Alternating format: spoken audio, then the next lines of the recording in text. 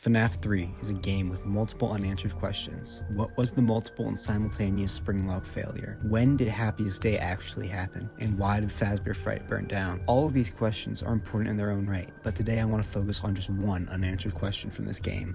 Who is the protagonist? This has become a talking point in the community for about 9 years, and it's easy to see why. In every other FNaF game, we either learn our protagonist's name or we get hints to who they are. Or it's just obvious. The only outlier is FNaF 3. Well, I guess we don't know the FNaF AR protagonist either, but that is a topic for another day. For the longest time, people assumed it was either Mike Schmidt, Jeremy Fitzgerald, or someone random. Over the years, the suspects for who the protagonist could be have lengthened, and today, I want to discuss this debate and tell you who I believe the FNaF 3 guard to be. From what I'm aware, there are 5 or 6 different suspects who the protagonist is, those being Michael Afton, also known as Mike Schmidt, who is the main protagonist of Five Nights at Freddy's 1, 4, 5, and 6, and arguably the secondary protagonist of Five Nights at Freddy's 2 as Fritz Smith. Go watch my video on that after this. Hudson Foster, the main protagonist of the Fazbear Fright story, What We Found, which is based on FNaF 3. Henry Emily, who is William Afton's business partner and the cassette man from Five Nights at Freddy's 6. Jeremy Fitzgerald / Cassie's dad, the main protagonist of FNaF 2 and Help Wanted 2. I'm just putting them together because it saves time. And Sammy Emily, who is Henry's son from the Silver Eyes novels.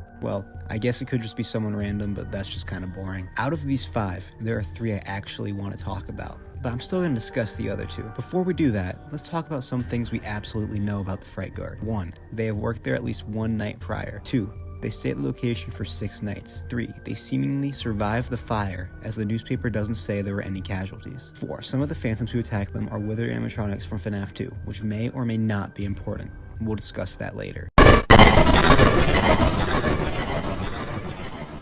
This is a relatively unpopular theory, but I still see it discussed, and it's also on that theory tier list, so I thought I would talk about it. As far as I know, there isn't any actual evidence for this theory. Like, seriously, I looked, and I couldn't find anything. The only thing I could find would be the reason why he would be the guard, which is Henry told him to go there. Kinda like a parallel to William sending Michael to Circus Babies. Like I said, there isn't any actual evidence for this that I can find, so it's also kinda hard to debunk. Of course, I could say we don't have any proof that Sammy even exists in the game's continuity, but we also have no reason to think he doesn't. And also, I would be a hypocrite because I think he does exist, and I think he's the CEO of Fazbear Entertainment. Or at least, he got up and running again. But even you could argue Sammy CEO has evidence with all the puppet imagery, while Sammy Guard has literally nothing. So overall, I would say Sammy being the Fright Guard is out of the question.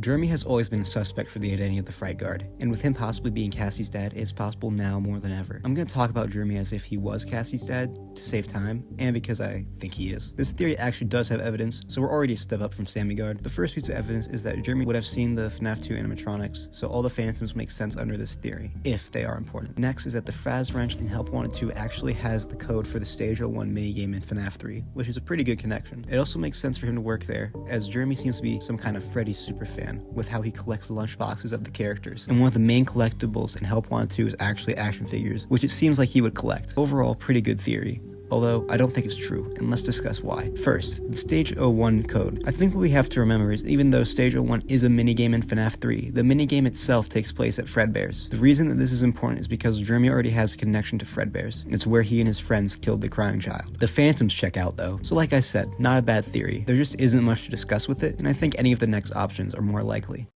Well, that was quick. I just want to say again, there's nothing wrong with either of these theories. I would say that out of those 2, Sammy is the least likely because there's actually no evidence for him being the guard. Jeremy is cool, and with him possibly being a protagonist in the new saga, it would be kinda cool if he was the FNaF 3 guard. I just think the next 3 are more likely, and also all of them are more satisfying from a narrative perspective. Now, if those 2 have the way, let's talk about the 3 I actually want to talk about. Henry, Hudson, and Mike. Let's talk about Henry first, because most of the Fright Guard debates come down to Hudson versus Mike anyway. I won't lie, going into this video, I thought Henry being the guard was really unlikely, but after reviewing the evidence, it actually isn't too bad, and kinda makes sense. The evidence is that Henry would have the motivation to work at Fazbear Fright, as he would likely want to keep up with things relating to Freddy's. Also, the gameplay of the audio lures explain why in FNaF 6, Henry knows that the audio would lure the animatronics. Also, he would have motive to burn the place down, if the guard did burn the place down. Overall, not a bad theory, except all this evidence can be explained away. For the audio lures, Henry built the animatronics.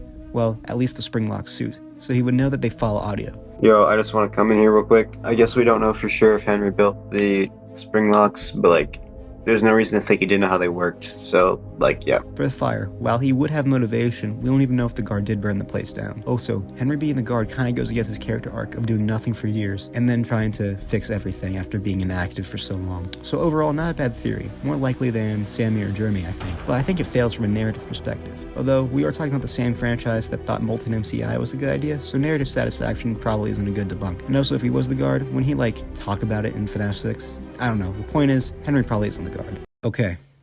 So now we have to talk about Mike and Hudson. This is going to be kind of complicated, because just talking about these theories separately wouldn't really do them justice, because they are both good and really likely. So here's what I'm going to do. I'll talk about the evidence for both of the theories separately, and then we will compare them. After that, I have two theories that actually combine both Mike and Hudson being the guard. With that said, let's talk about... Okay, I know most of you guys don't read the books, so let me give you a quick rundown on who Hudson is. Hudson is the main protagonist of the Fazbear Fright story, What We Found. In the story, Hudson is one of 2 security guards of Fazbear Fright. Importantly, he is the night guard from 12 to 7 a.m. I think it's 7, it might be 6. In the story, Hudson is asked to be the security guard by his friends Dwayne and Barry. Around 3/4 of the way into the story, Dwayne and Barry find Springtrap. During Hudson's night shift, he goes to investigate Springtrap. Then Springtrap gives Hudson hallucinations of his abusive stepfather and math teacher. He also has a hallucination of Chica. At the end of the story, Hudson burns alive in an oven. With that said, let's go through the evidence that Hudson is the in-game security guard. First off, Hudson being asked to join Fazbear Fright would explain why at the start of the game there was no job application. Instead, the paper just announces the location opening. Also, some interpret Phone Dude's dialogue as if he were talking to an old friend, and they think he is Dwayne from the story. Also, Hudson being the guard could explain why the phantoms are burned, because in the story, Hudson does have fire-related trauma. Also, Hudson being the guard is possible as we have other stories and frights that have alternate universe versions of Game First characters going through different narratives. For example, Coming Home focuses on the Fright's version of Susie, and we know she can't be the same version as the games because the way she is lured is completely different. In the games, William uses her dead dog as leverage for her to follow him. In the story, William instead tells her that she knows where her lost toy is. So basically, alternate universe versions of characters from the games can appear in Frights and have different stories. Another piece of evidence is this quote from the Ultimate Guide that says, "New leads, Hudson. Is Hudson the FNaF 3 guard?" In general, the events of the story seem to follow the events of FNaF 3 almost to the letter, right down to the ending. Hudson also experiences hallucinations throughout the night while dealing with Springtrap. Also, another thing, why would Hudson even exist in this story if he is not the Fright guard? Why would Scott make up a new character? We'll talk about that later.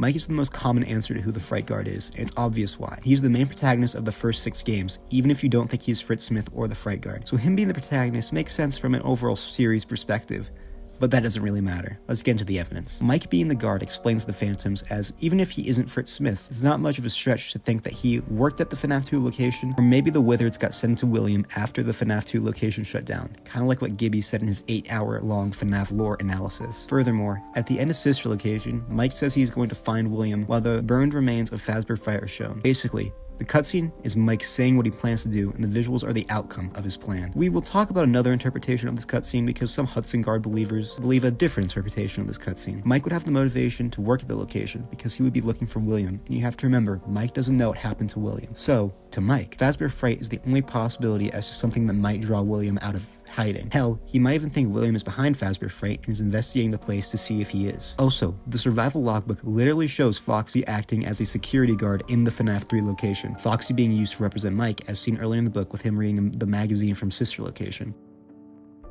I don't really know what else this could mean. Even if you believe that Logbook takes place in 1993, or you think it takes place in between FNaF 1 or 3, or if you think it's meta. Also, something else that I actually thought of from this Reddit post is that the main antagonist of FNaF 4, Nightmare, who is likely Shadow Freddy because of the FNaF 4 files, actually shows up in FNaF 3 as an Easter egg. So FNaF 3 is most likely where Mike got the FNaF 4 nightmares. If the Logbook is in 2023, you can find out more in the Reddit post link down below. Finally, and this piece of evidence is something I'm not sure about, but in The Immortal and the Restless, Clara, who represents Mike, burns down Vlad's house. Vlad probably represents William. While it isn't William's house, he does live at Fazbear Fright, so this could be evidence that Mike burned down Fazbear Fright. Okay, now let's compare both Mike and Hudson and the counter-arguments both sides use and try to come to a conclusion on the identity of the guard. First, let's talk about the logbook. I've seen some Hudson Guard believers say that these pictures in the logbook are just meaningless references, comparing them to JJ earlier in the book and also Circus Baby. Also, Jeremy's quote. I don't know how Jeremy's quote is a pointless reference, but whatever. Personally, I have to disagree with this. Even if these are just references, that doesn't mean necessarily everything else in the book is. And even if these pictures are just references, what are they referencing? The fact that Mike is the fright guard? Hey guys, I actually just want to jump in here real quick. I took a second look at the logbook photos and I realized something. The logbook office is actually has some differences from FNaF 3. And they're not some like minor differences either. First of all, notice in the FNaF 3 office, there are these two vents. That's not in the logbook office at all. Also, something that's probably more important, the actual box of characters. Notice how they're like different characters there? Like they're the same, but they're different. This just made me think, like, what the fuck? Is this point invalid now with the mic thing? Because I've done some research online, right? Because I can't think for myself. I did some research online. I saw some people saying, like, I guess there's like a theory that, A, this doesn't matter, which I would think would be weird that they would purposely change that. What I like more is the idea that this is what the FNaF 3 office is actually based off of, these logbook pictures. And yeah, I'm gonna get back to the fucking fright guard in a minute, don't worry. I like the idea that these are based off of, this is what the FNaF 3 was based off of, right? This in the logbook is actually a storage facility. But then I was thinking about that, right? I'm like, yeah, that's cool, but what does that mean for fucking Mike Guard? So I'm just gonna explain this, how this can still work. Foxy in the, what looks like the FNaF 3 office, even if it's not, is still supposed to represent Mike in what would like, in what the FNaF 3 office would soon be based off of. I think now, like, I still think the logbook takes place in 2023, like the main events of it. And yeah, even the spirits. I see some people arguing about the spirits online. I don't really know how to explain those unless like those writings appeared earlier, like when the logbook was first made, and then Mike wrote in it in 2023. And another thing, I see people say that since the logbook doesn't have any, since Mike doesn't reference FNaF 3 in the logbook, that it can't be, but you gotta remember, there's not really anything for him to reference at all about FNaF 3, because, well, I'll talk about it later in the video. I think if Mike is the guard, the logbook takes place during his first week at Fazbear Fright, or like the week before the main game starts. So he won't even have anything to write about, but that's just like my cope. So that's just what I'm saying for this, because I know someone's going to bring it up in the comments. So yeah, pretty much logbook thing still valid, even if the logbook office is different. So yeah. Another piece of evidence I commonly see to use to debunk Mike being the guard is this Afton line said in FNaF 6. You may not recognize me at first, but I assure you, it's still me. It has been said this means Mike wasn't the FNaF 3 guard, because why wouldn't he recognize Springtrap? But guys, come on, look at them. We have people who still think they're completely different characters. Springtrap is Burntrap, but is not Scraptrap. Also, William is even saying that Mike wouldn't recognize him. He's just saying it's a possibility. You know why he's saying that? Because they look entirely different. It's not like we know for sure if Mike recognizes him or not, because he doesn't get a say in the matter at all. Also, if we really want to use FNaF 6 lines as evidence, let's take a look at another Afton line. That was easier than I thought it would be. This line implies that William has tried to kill Mike before and it was challenging for him. Or at least he knows what Mike is capable of. We have no reason to think William knows what Mike has lived through. Even if you believe he sent Mike to work at FNaF 1 and 2, he still wouldn't have known how difficult those nights were. The only time he would know for sure is if Mike was in FNaF 3 and he gave him a hard time trying to kill him. Although I guess Mike did survive Sister Location, which William sent him to, most likely knowing he was going to die. But even then, he wouldn't know if Sister Location was challenging for Mike or not because he wasn't there. Now let's talk about the Sister Location cutscene. Some see this cutscene as Mike saying he's going to come find William after Fazbear Fright already burned down. And like, I can't really disprove this. It's an interpretation of the cutscene. I don't think it's true even if Mike is the fright guard though, because if this was true, Sister Location would have to be during or after FNaF 3, and that's something I don't think is true. You can see why in my Sister Location timeline video. Next, let's talk about Phone Dude's dialogue. Like I said earlier, Phone Dude talks to the guard as if he knows them, and it's possible that he's Dwayne from what we found, so he would be talking to his friend, Hudson. The thing is, I don't see his dialogue as him talking to a friend, I just see it as him being friendly, which is absolutely possible. He's just talking to his co-workers as just being friendly. That's just how I see it. Also, I don't even think Phone Dude is Dwayne, even under Hudson Guard. This is because Phone Dude is all excited about Fazbear Fright, while Dwayne is just working there for money until he goes to the Navy. He even makes fun of Fazbear Fright in the story. Although, that could just be him trying to comfort Hudson, as Hudson is scared of Fazbear Fright. Another thing I see is the fact that the phantoms are burned must mean that Hudson is the guard because of his fire-related trauma in the story. But literally, Phone Dude says this on the first night. Like, the attraction opens in like a week, so we have to make sure everything works and nothing catches on fire. And trying to make the place feel vintage, we may have overdone it a bit. Some of this equipment is barely functional. Yeah, I wasn't joking about the fire. That's a real risk. He brings up the possibility of a fire twice. This means whoever's the guard is most likely paranoid about the place lighting on fire during their shift, and that transfers into their hallucinations. This isn't even necessarily a Mike Guard thing. This goes for all the other suspects too. Now let's talk about Hudson debunks. The main debunks I see is that we don't even know if Hudson exists in the games. I already explained that this isn't really a good argument. Coming Home shows that we can have characters from the games in Frights, but have totally different stories. This alone deals with most Hudson debunks. But another common debunk I see is that Hudson is actually a Mike parallel. So let's talk about that real quick. Is Hudson a Mike parallel? Let's go over how Mike and Hudson are similar. First off, they both accidentally kill a family member. With Hudson, it was his abusive stepfather, and with Mike, it was his younger brother, unless you believe Mike victim. I actually think the story implies that Hudson didn't accidentally kill his stepfather, but I don't remember. I think it was still an accident, actually. I don't remember. Someone please tell me. I genuinely forget. Also, they are both night guards for a Freddy-related establishment. However, that's where their similarities end, because in the book, Hudson is a social outcast after he kills his stepfather. Mike is still pretty popular even after his brother's death. I mean, this guy had people coming out of their houses just to wave to him. Also, Hudson was someone who was bullied as a kid, and Mike was a bully. However, does this disprove them being parallels, or is it just characters having different characteristics? Well, I don't know. I can see both sides. Let me know what you think. Now back to Hudson debunks. The final Hudson debunk I see is the Phantoms themselves, and how they are FNaF 1 and 2 animatronics. So I guess I should talk about the big question. Are the Phantoms important to the identity of the Fright Guard? Here's the thing, in what we found, it is shown that the Phantoms are hallucinations that are made by William Afton that uses past trauma. So, the fact that the Phantoms are the Wizards from FNaF 2 is trying to tell us something. I 100% believe that. Why? Well, because in the story, Hudson only sees visions of stuff he experienced. His abusive stepfather, an old math teacher, and also Chica, who was already creeped out by earlier in the story. And while in the games, the toy animatronics can be explained as there's a box of them in the office, and the puppet is literally there. Chica being from FNaF 1 can be explained as her FNaF 1 design can be seen in-game. You know what can't be explained under Hudson Guard? Withered Freddy and Foxy being Phantom variants. Okay, maybe Freddy can be explained from the Shadow Freddy Easter egg, but Foxy can't be. And no, damaged animatronics can't explain them as they look completely different. One is the classics, one are the Wizards. The only people who could have seen the Wizards are Jeremy, Fritz, Henry, and Mike. We debunked Henry and Jeremy, and I think Fritz is Mike, so I think that Mike is the Fright Guard. And it's not just because of the Phantoms. You see, I believe that the identity of the Fright Guard was an intentional mystery. I think this because Scott absolutely could have added a paycheck over the newspaper in the ending, but he didn't. You have to remember that FNaF 3 was supposed to be the last game. So Scott not revealing who the player is, to me, says that he left it as a mystery for us to solve. And also, another thing was that Scott described FNaF 3 as being a personal experience. As I was working on part 2, I knew that 3 should be a very personal experience. It should be the opposite of what 2 was. You know, part 3 should be kind of one-on-one, and I knew that part 4... If Hudson is the Fright Guard, there's nothing personal about this game. Hudson and Springtrap are acquaintances. Who would be the most personal guard to go up against Springtrap? Probably his son, who's been hunting him down for years. Back then, I think Mike Schmidt was just investigating Freddy's to find the killer, and finally found him after so many years, still making it personal. Also, let's just talk about the Phantoms again real quick, because I know some people who believe Mike isn't Fritz are going to say that Mike couldn't have seen the Wizards, even though the Phantoms themselves kind of disprove this. Notice how the Phantoms have minor design differences compared to the Wizards.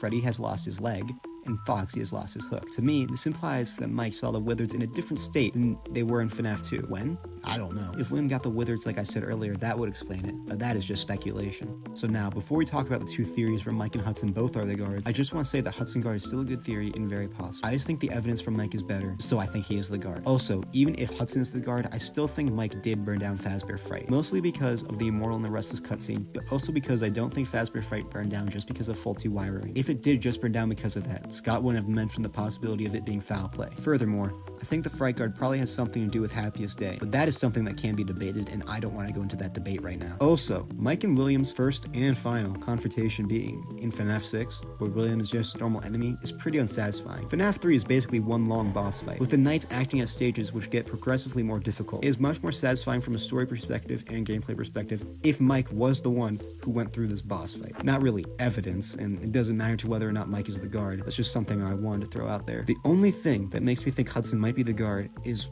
why does he exist in the story if he is not the Fright Guard? And what about the Ultimate Guide? Well, about the first thing, I thought about that for a while, and then I realized something. FNaF 3 is Scott's favorite game, or at least it's one of his favorites. So I think that makes sense for Scott to go, well, I need to write a short story for this book series, but I'm running out of ideas. Oh, I know, let me make a story based off my favorite game.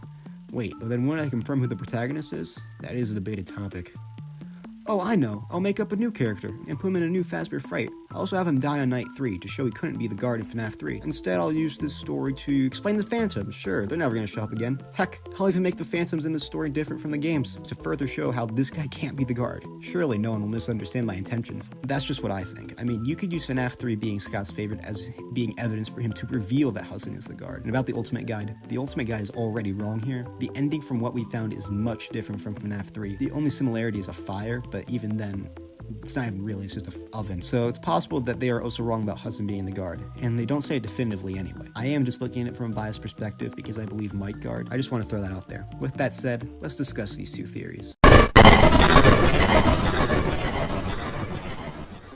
What We Found Games is a theory that states that the short story What We Found takes place in the game's timeline as a prequel to FNaF 3. Before we discuss it any further, I want to say I did not come up with this theory. My sources for information on this theory will be in the description. From what I can tell, this theory spawned from the description of Fazbear Fright in the Tales from the Pizzaplex story Pressure. In Pressure, the Fright location's description resembles What We Found more than FNaF 3 itself. In case you don't know, the What We Found version of Fazbear Fright is basically FNaF 1 combined with FNaF 3. In Pressure, the reason for this is that the Fright location is based off of the in-universe video game, which means that our FNaF 3 is not the same as the in-universe FNaF 3. Even though Help Wanted kinda goes against this, whatever, so weird. So this theory is that the video game version of the Fright is based off of the What We Found version, because unlike the FNaF 3 version, it doesn't burn down in the story, so Steve could use it as inspiration for his games, or Fazbear Entertainment could send him photos of it to use as inspiration for his games. So pretty much the story is, Hudson dies on the first night of FNaF 3, where for us the player, nothing happens. Phone Dude's calls will be pre-recorded. His first night call would be before Springtrap is found, and his second one could actually be in real time, although it might still be pre-recorded. After Hudson dies, the Fright crew moves Springtrap to the FNaF 3 Fazbear Fright, and everything goes as normal. Pretty good theory, I think. There are some problems with it though. One, it is not stating either FNaF 3 or What We Found that there are multiple Fright locations. And second, Hudson's death is not mentioned in FNaF 3 at all. Although, you could interpret Phone Dude's sudden exit from the game as him not being able to call Mike anymore because of the investigation of Hudson's death. So besides those minor issues, I think this theory is overall pretty solid. So this is a theory I actually came up with. At least, I think. I haven't seen anyone else talk about it, but I'm sure someone has thought of something similar. Under this theory, both Hudson and Mike work at Fazbear Fright. What inspired this theory for me is how in What We Found there are actually two security guards, Hudson and Virgil. Virgil is described as being an old man, and I think Virgil is supposed to be Mike or a Mike stand, because remember, in 2023, Mike would be in his 50s. Something else that made me think this is the very first page of the logbook. On the page, Mike's name is written, but it's crossed out with a sticky note reading, "Looks like someone already wrote in this. You don't mind, right?" This means the logbook was given to someone after Mike used it. I've seen some say that this could be written after Fazbear Fright burned down, and that the logbook was sold at the auction at the end of the game, which I think is possible, but I think the logbook being given to the next night shift guard makes more sense. Hell, if you really want to stretch it, you could say we play as both Hudson and Mike. Plays Hudson for the first 2 nights, and then switch to Mike night 3 and onwards. This works if you think Dwayne is the phone dude. For the first 2 nights, he's calling his friend, and after night 3, he doesn't bother because he doesn't know Mike like that. Oh, so Mike already listened to Phone Guy 30 years earlier, so his main calls being phone guys would be really cool. I think it has to be night 3 where Hudson gets replaced, because that's when Phantom Freddy starts to appear. And as I explained earlier, he is a hallucination of Withered Freddy / Golden Freddy. So I think the story under this theory is that Mike was the original night guard when the place was first being worked on. At some point, Hudson joins the crew and replaces Mike as the night guard for a week or 2. Then Springtrap shows up and Hudson is like, what the fuck is this shit? He survives the night, and when he and Mike are switching, so Hudson is leaving and Mike is entering, he tells Mike about Springtrap, and Mike is like, that's weird. If it's really stressing you out, we could swap hours. And then they do. I'm not sure how long it would take for their shifts to be switched, but judging from how Fazbear Fright is kinda amateurish, I think it's possible for their shifts to be switched within the day or the day after. I find this theory to be really satisfying as it fixes my problem with the narrative under Hudson Guard. The only problem I can think of is that most of it is pure speculation. But what do you guys think? Let me know in the comments. You already know that. I've already discussed the identity of who the protagonist is at length in my FNaF 3 guard breakdown video, which I recommend you watch before this one, because this video is basically a sequel to that. You don't need to, but I'd like you to because I get more watch time. I'm pretty happy with that video overall, except for the part where I said Mike was always the protagonist of all 3 games. Probably around FNaF 4 is where I think he retroactively became the protagonist of all the games. In case you didn't watch that video, basically I think that Hudson and Mike both have a good chance of being the guard. However, I think Mike beats him out because of the Phantom versions of Freddy and especially Foxy being the Withered versions, which cannot be explained from the props in the building like the other Phantoms. It probably also has something to do with Fazbear Fright itself, because there are no Phantoms in FNaF 6, which makes no sense no matter who the guard is, unless it's tied to the location of Fazbear Fright somehow. Maybe the agony from the location location with all the Freddy parts from the past being in one place. Probably the same reason Shadow Freddy is there, you know, the agony. Anyway, side tangent out of the way, I think Mike's the guard. But something I proposed at the end of that video was the possibility that both Mike and Hudson worked at Fazbear Fright. And today I wanted to go over that theory more in depth because I only talked about it for 2 minutes in that last video and it was right at the end. So with that said, let's move on to the basic concept. Now I think this is going to make a lot of Hudson guarders happy because under this idea, Hudson is the night guard. Theoretically, Mike could be the guard, but the basic idea spawns from what we found, and Hudson is the night guard in that story. So it would be weird for him not to be the guard if I'm going to base the idea off of what we found anyway. When I read what we found for my Fright Guard video, one character stood out to me.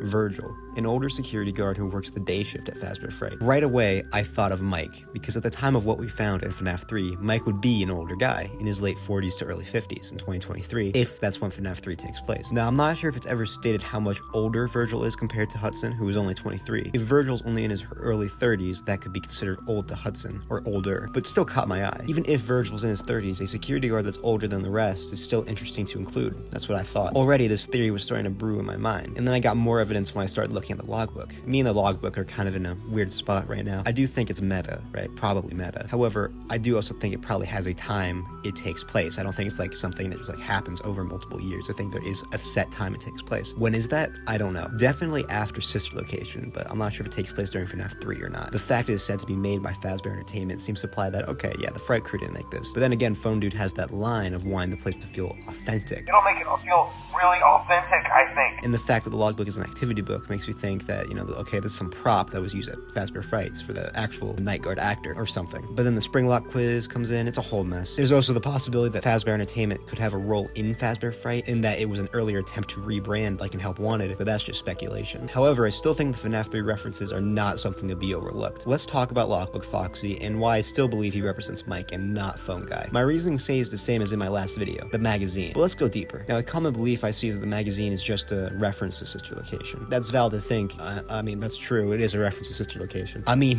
Mike didn't actually get the job at Circus Babies because of the magazine, right? Well, actually, okay, hear me out. Did Mike work at the bunk because of the magazine?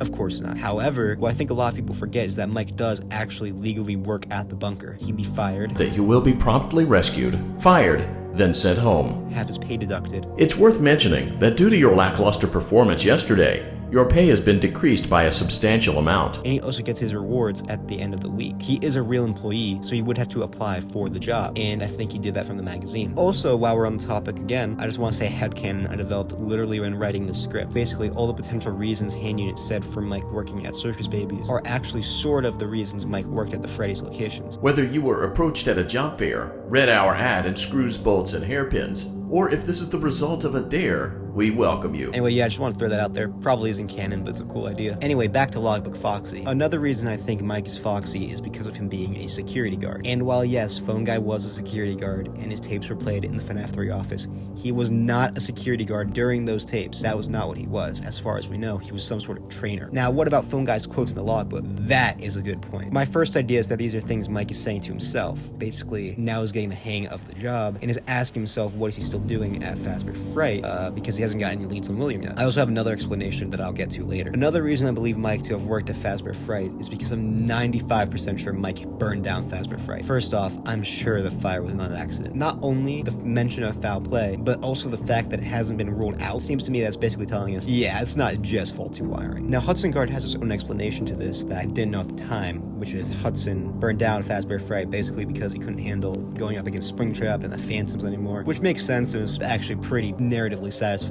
for the game itself. However, what really pushes me to think Mike is actually the one who burned it down is the Immortal and the Restless. I've talked about the Immortal and the Restless multiple times on this channel. Clara, we know she's Mike from the logbook, burns down Vlad, who represents either Fazbear Entertainment or William. Probably William though, because this came from Sister Location, which was a very Afton family heavy game. She burns down Vlad's house. So basically Mike burns down William's house is basically what happened. You could argue that this is FNaF 6, but the problem with that is that Mike didn't know about Henry's plan, and also Henry was the one to set the FNaF 6 fire. Now I could be looking too far into this, but I think judging from how the fires are very important in the series, and how the final cutscene of the game is the charred remains of Fazbear Fright, I think Scott could be implying that, yeah, Mike did burn down Fazbear Fright. Oh yeah, the cutscene. Let's talk about it. I don't really have much to say about this cutscene cutscene, except I think some people forget this cutscene has multiple interpretations, and we don't know which one is correct. Like, I've seen people on both sides act like this cutscene is the most important piece of evidence for both sides, when it's really not. The two main interpretations of this cutscene is that Mike is saying that he plans to find William, while the visuals show that the fire is the outcome of him finding William. So it's like what he's saying, what he's planning, and then the outcome of his plan. The other interpretation is that the fire is what will eventually lead Michael to find William in FNaF 6. It's impossible to know which interpretation is correct because we don't know who the guard is. I'm sure you guys have figured out by now. I believe the first one, but I can see the logic in the second. Anyway, I just want to rant about that because it kind of fucking pisses me off. I can't lie. I just see people act like it's some sort of gospel when it's really, really not. It's all up for interpretation. Oh, another fucking rant. Don't worry. Let's talk about William's line in FFPS. You may not recognize me at first, but I assure you, it's still me. A lot of people take this line to mean Mike could not have seen William before Freddy Fazbear's Pizzeria Simulator. I don't know why I said the full version this time, because why wouldn't he recognize his father? I already think I explained why this isn't really a good piece of evidence in my previous video, so I'll just play that here. But guys, come on, look at them.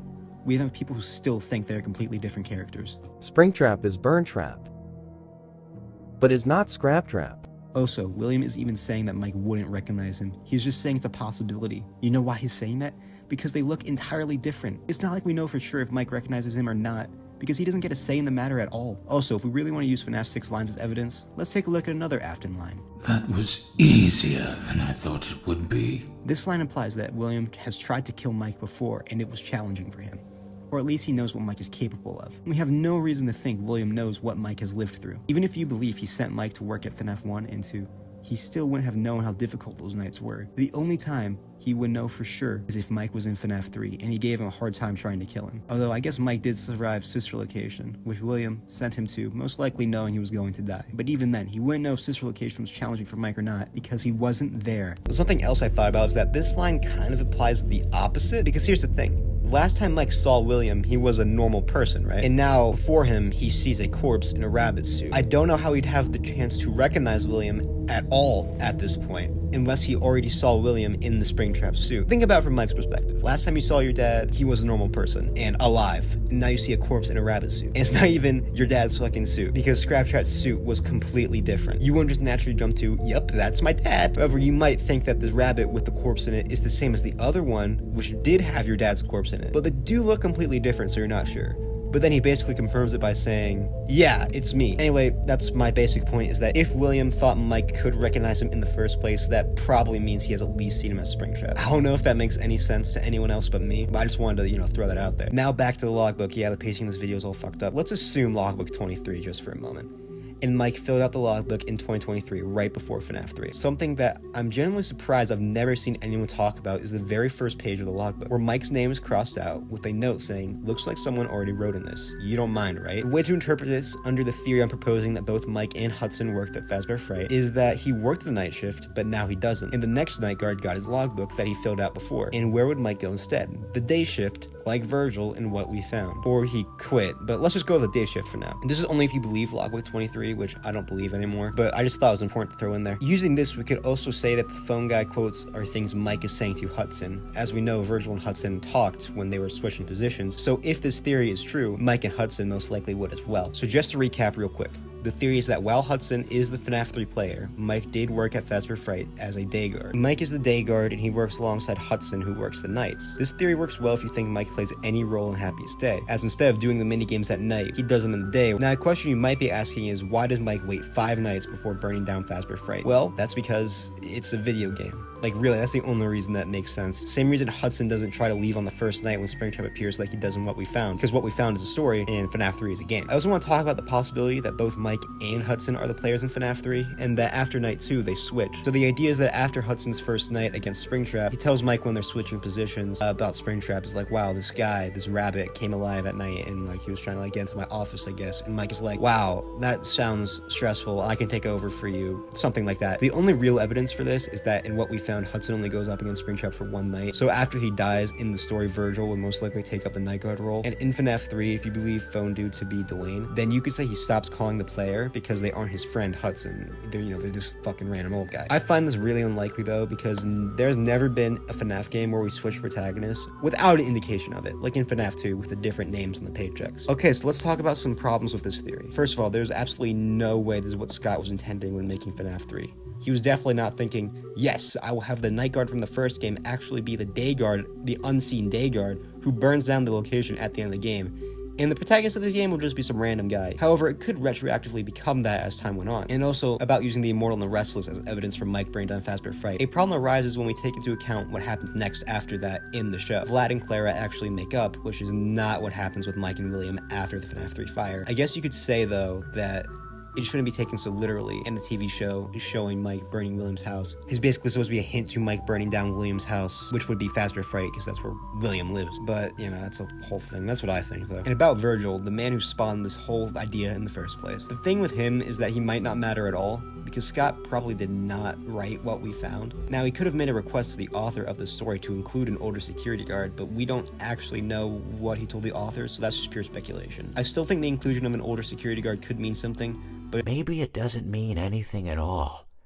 Maybe it doesn't mean anything at all. So when all is said and done, do I believe this theory? No, not really. I think it's a cool idea, but it does kind of rely on stretches, in my opinion. Honestly, I still think the FNaF 3 protagonist is Mike, mostly because I hate FNaF 6 as Mike and William's first confrontation. FNaF 3 is a boss fight against Springtrap, and in FNaF 6, he was just a basic enemy. I hate it as their final one too, but at least they would have a better first one under Mike Guard. Sure, Hudson existing and not being the FNaF 3 guard in the main continuity is weird, but I don't really care. I'm gonna hang on to Mike Fred Guard for as long as possible. I mean, I can sort of understand why people like Hudson being the guard. William going after just some random person is cool, but I think it works better as a short story like what we found. Anyway, FNaF 3 has often been assumed to take place in 2023. It's been the common consensus for years. But over the last year or so, this has been brought into question, with many people arguing that we've been wrong for almost 10 years. So, have we? That's what I want to find out today. Everyone seems to be talking about FNaF 3 and FNaF 6 timelines placement recently, so I thought I would too. I didn't want to make this video for a few months, but then I realized that Return to the Pit, an interactive novel adaptation of the adaptation of Into the Pit, could confirm this, depending on if it has an interesting Easter egg from the game. That book comes out on December 24th, but it's probably going to get leaked a few weeks before that, so I have to get this video out very quickly if I actually want to speculate about it and not just repeat what the book implies. There are 3 possible years for when FNaF 3 takes place, and FNaF 6 too, I guess. 2015, 2017, and 2023. It has to be these years in particular because they each take place 30 years after the closure of a Freddy's. Well, I guess there's 2013 too, 30 years after the bite of 83, but that was Fredbear's, so I doubt it, since FNaF 3's Steam description specifies it's been 30 years after the closure of a Freddy's, not Fredbear's. I'm going to go over the evidence for each theory, and then we'll make a final decision together. 2023 is the most popular date for when FNaF 3 takes place, and especially FNaF 6. Oh, and by the way, when I say 2023, I really mean 30 years after FNaF 1. I know there are multiple theories for when FNaF 1 takes place, I'm just saying 2023 for simplicity's sake. The evidence for 2023 is that Fazbear's Fright seems to be celebrating Freddy's as a whole, not just focusing on one location, so it would make sense for it to be after the closure of the last Freddy's, because that was like the last one. An additional piece of evidence is a FNaF 3 teaser, which in the source code says, 5 Nights at Freddy's, 30 years later, only one, which could mean it's 30 years after 5 Nights at Freddy's. Although if I'm being honest, I don't think this is great evidence. This can easily be interpreted as just saying the series' name, then that this game is going to be 30 years after something, and then setting up Springtrap. Other evidence is that Scott said FNaF 3's story was basically almost completely solved by the time of FNaF 4, and at the time, everyone thought the game took place in 2023. Another piece of evidence comes from FNaF 6, where Henry's audio log is labeled HRY223, Henry 223. 223 may mean 2023, although some people call out that 223 wouldn't be how you label a year. You would say 23 or 2023, and that's all the evidence for 2023 that I can think of. 2015 is the second most popular date. Evidence is that it makes sense for Fazbear's Fright to be 30 years after the closure of the first Freddy's, since that's where all the rumors would have started. Additionally, this game came out in 2015. Scott could have set the MCI, and thus the closure of the first Freddy's in 1985, so FNaF 3 can take place the same year it came out. Additionally, in the logbook, there is the real value code. I don't want to get into it all right now, all the inflation stuff, but if you believe FNaF 1 is in 1992, the real value of the coupons line up with 2015. I recommend watching Gibby's video on when FNaF 3 takes place for a more in-depth explanation. And that is all the evidence for 2015 that I know of. If I forgot like a huge piece of evidence, please let me know. Hey guys, editor's note here. So I was editing the video and I actually found a new piece of evidence for 2015. It's heavily implied that FNAF 6 takes place around Halloween. And in the novels, Charlie dies on Halloween, so it's very likely that the FNAF 6 fire happens on the anniversary of Charlie's death. So I was curious and I want to see what year's Halloween fell on a Saturday, since that's when the FNAF 6 fire happens. And you'll never believe what one of the years was. 2015. This is very good evidence. I haven't seen anyone talk about it, so I want to throw it in here. So yeah, back to the video. 2017 is my personal favorite year for FNAF 3, just because I like the way the year looks, but we can't just believe things because we find them satisfying. Trust me, I know. So let's get into the evidence. The evidence, again, comes from the logbook. If you do the same thing with real value code but believe 1993 is when FNAF 1 takes place, you get 2017, the same year the logbook came out. Some people actually use this evidence for 2023, saying that of course it's 2017. Scott can't predict what the real value will be in 6 years. Another piece of evidence comes from FNAF 2. The wording on the newspaper is very similar to the wording of the FNAF 3 Steam description. Also, FNAF 3 has a strange focus on FNAF 2. The office has a box filled with the toy animatronics and Withered Foxy's hook. In 5 out of 6 of the Happiest Day minigames would place a character introduced in FNAF 2. The paper pals from FNAF 2 can show up as Easter eggs in the office, but to be fair, so can the FNAF 1 cupcake. And furthermore, all the Phantoms except for Chica are based on FNAF 2. With all the evidence for each year's out of the way, which one do I believe? Well, it's tricky since they all have pretty decent evidence, but I think I lean towards 2023.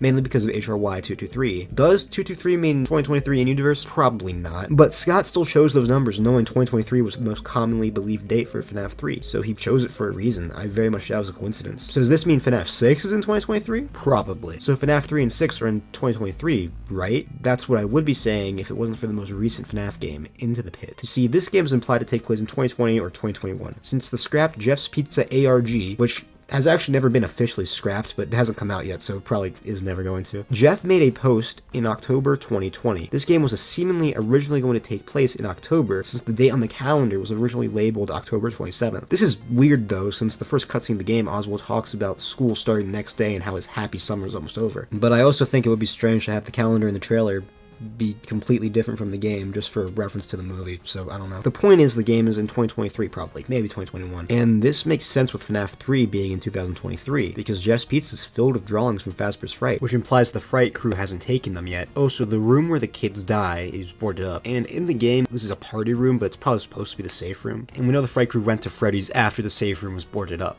which implies they have not been there yet since it's still boarded up. And also, Oswald doesn't know about Freddy's before he goes back to 1985, which implies there hasn't been a location open for years. Trash in the Gang is also still in the dumpster, and Mike gets them in FPS from dumpster divers weekly. So, case closed, right? Well, no, because of another Easter egg in the game, the Stitch Wraith. He can appear outside Oswald's window in the modern day. And here's the problem. The Stitch Wraith cannot exist before FNAF 6. So what's going on here? Is this just a random Easter egg? Maybe Megacat can help us out. I would just use critical thinking.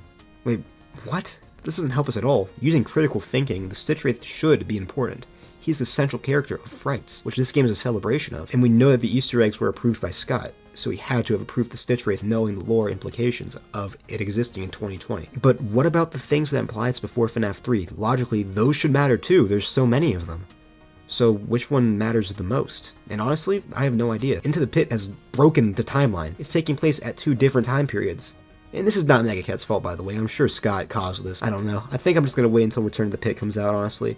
Since if the Stitch Wraith shows up in that, we know it is important to the story, and not just a random thing. If he shows up and it's also confirmed Into the Pit happens in 2020, then FNAF 3 and 6 have to happen before 2023. This actually makes sense with the new era too. This actually makes sense with the modern story as well. In the FNAF AR emails, Vanessa's username is Ness27. Usually when people have 2 numbers at the end of their username, it's the year they were born.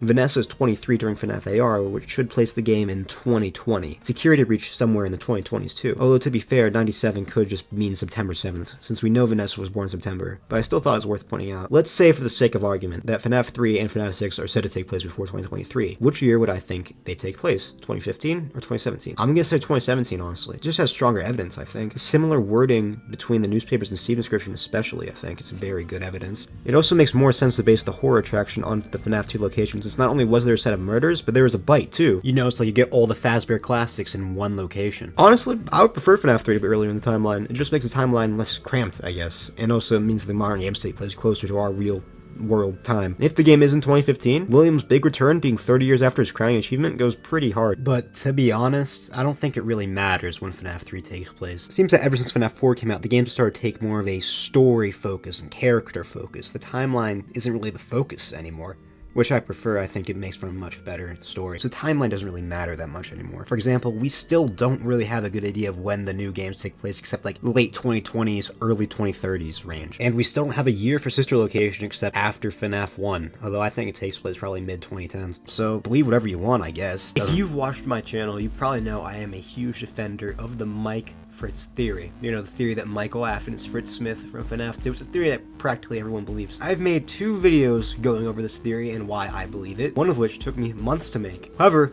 I don't believe it anymore. That's right, Mike Fritz's biggest defender is no longer defending it. You might be wondering, what made you stop believing this theory? And well, I admit it might be nothing, but I'm pretty certain it probably is something. Recently, I was looking through the survival logbook. While I was looking through the book, I noticed something. As we all know, Foxy acts as the security guard in this book, almost definitely representing Mike, but we'll talk about that later. But I noticed something else. He isn't the only security guard. There are 2 more. Bonnie and Freddy are also shown to be security guards. This, to me, seems to imply that there are 3 security guards that we play as in the games. Why? Well, here's what we have to remember. The logbook is basically an add-on for FFPS, made to confirm who the 6th grade student is, lore keeper ending. As we know, FFPS was made to clear things up, and I see no reason why this wouldn't carry over to the logbook as well. For example, this book clears up if Mike is the Foxy bro or the bite victim by having Mike be represented by Foxy and having the bite victim talk throughout. It also clears up that Mike is the one we play as in FNAF 4. I think the logbook was basically supposed to clear up things FFPS couldn't, or at the very least it does have lore relevant details in it. And because of that, I think having 3 security guards was an intentional detail requested by Scott. I think the 3rd one is Fritz, since the logbook already has Foxy, who is Mike, as the FNAF 3 guard, so the FNAF 3 guard is already represented. And let me explain why we know Foxy definitely represents Mike and not Phone Guy, who is named Ralph if you didn't know, as revealed in the leak before. Foxy representing Ralph is a kind of a popular idea. I mean, Foxy being Mike is definitely more popular, but I still see Ralph every once in a while. The evidence for Ralph is that in FNAF 2, Ralph says Foxy is his favorite, which is reinforced in the leak before. Also, some of the quotes on the night pages are similar to stuff Phone Guy would say. You know, what are you still doing here? Whatever else he says, I forgot. And Ralph being in the FNAF 3 office kinda makes sense because his tapes were played in FNAF 3. Just ignore that he wasn't a night guard when those tapes were recorded. However, I think it's more likely Foxy is supposed to be Mike, and here's why. Foxy acts as the protagonist of the book, which Mike is. You know, he's the one who writes it and everything. The best evidence for Foxy being Mike is that on the first night page, Foxy is seen reading a magazine in a chair, which is obviously not an office chair, implying this is at Foxy's home and is applying for the job. The magazine is also a Sister Location reference. It's a Screw, Bolts, and Hairpins magazine, which was a magazine mentioned in Sister Location as one of the possible reasons Mike took the job. I guess this is showing how Mike got the job at Freddy's, you know, via this magazine. Which Freddy's? Take your pick. Also, something else to call out is that on the cover, there are 2 Freddys. Could this be another Jeremy and Fritz reference? You know, they were the night guards before Mike, and it's like where you got the night shift? I don't know. They do wear Freddy masks in FNAF 2. Like I said, I don't know. Anyway, yeah, it's pretty likely Foxy is Mike and not Ralph. And again, this makes sense since Scott would want to clarify, you know, Mike is the Foxy bro, not the bite victim. And especially when you remember that this book also confirms Mike is the FNAF 4 player. So it's definitely possible Scott considered people would be confused and think Mike is the bite victim, which did end up happening. So clearly, you know, whatever you want to do didn't actually work. The reason I think Freddy and Bonnie are supposed to be Jeremy and Fritz is simply because they're the other 2 security guards in the series that we play as, at least. And also, they're in a pair, and Jeremy and Fritz are like a pair, right? They're the 2 security guards we play as in FNAF 2. There's never been another game where we have 2 protagonists.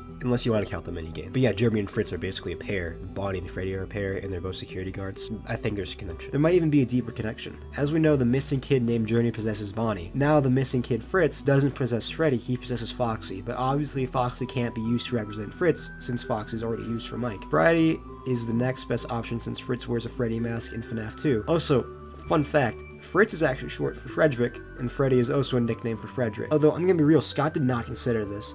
If you did, why wouldn't Fritz MCI be Freddy? I'm pretty sure Fritz Smith is Freddy because, you know, Freddy's the next best option to represent him after Foxy.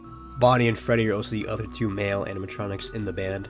So, unfortunately, Fritz Smith being a girl is debunked, so fuck you, Scott Cawthon. So yeah, Fritz Smith is not Michael Afton. But it seems like Mike is the FNAF 3 guard, since, you know, Foxy's in the FNAF 3 office. If you believe the theory that Fritz Smith is the phone dude, you could use this part of the logbook where Freddy is talking to Foxy in the FNAF 3 office as evidence for it, I guess. Because, you know, that's what phone dude would do, basically, like, talk to Mike on the phone. Obviously, Freddy's not on the phone, but, you know, kind of connection, I guess. But I'm always going to be a hardcore Cassie's dad phone dude truther. There's just one thing that makes me doubt Mike being the guard in 3, and that is Hudson Foster's existence. In case you don't know who this is, Hudson is the main protagonist of the Fazbear's Fright story, What We Found. He was a security guard for Fazbear's Fright. Killed his abusive stepdad and his mom in a house fire when he was younger. During his night shift, he goes up against Springtrap while facing hallucinations caused by him. In the end, Hudson burns alive in an oven. Go watch my FNaF 3 guard breakdown video. I explain What We Found a lot better than that. This is just a quick rundown. So you might be wondering, what about this makes you doubt Mike being the guard? Remember, Fazbear's Frights was made to fill in blanks from the past. Scott said this, and he even said it would go against things the community likes. Andrew's the one you should have killed. And then we have a whole story about a night guard at a horror attraction, Fazbear's Fright, who encounters Springtrap, and the book even gives Hudson fire-related trauma, which could explain why the Phantoms are burnt in FNaF 3. Why would this be written if it wasn't trying to say this guy Hudson was the guard? And even if it's in a new continuity, it's not uncommon for characters to carry over from the book to the games, you know, like Henry or Charlie.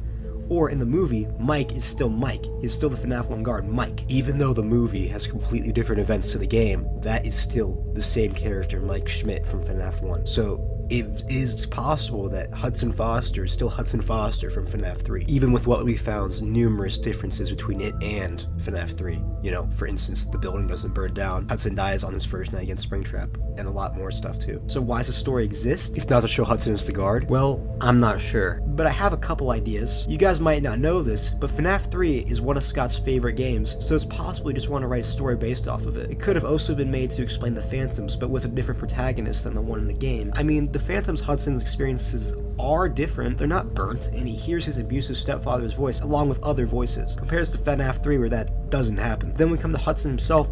Why would he exist if he isn't the guard? What stopped Scott from just writing the book about Mike? Some people say it might have been too complicated to make the story about Mike, which is true, but still, you know, Scott definitely could have done it. So why would Hudson exist if he's not the guard? And honestly, I'm not sure. But it's not the first time a new character has taken over the role of another in a different continuity. For example, Michael Brooks is Golden Freddy in the novels, while he isn't in the games. There's also Abby. She takes the role of Mike's younger sister in the movies, which Elizabeth is in the games, but Abby's probably not Elizabeth. These characters replace characters from the game's continuity because they fit the story Scott wanted to tell better. Could this apply to Hudson? Maybe, but at the same time, there's a possibility that both FNaF 3 and What We Found are canon. What do I mean? You guys know how both the Into the Pit short story and Into the Game are canon, but the game is probably the actual events. The same may be true with What We Found. And while the Into the Pit story and game have some massive differences, changing the protagonist seems a bit much. But then again, what I just said, we don't even know if that's true, it's just an idea. You know, the difference is Into the Pit is a game based off a book, What We Found is a book based off of a game.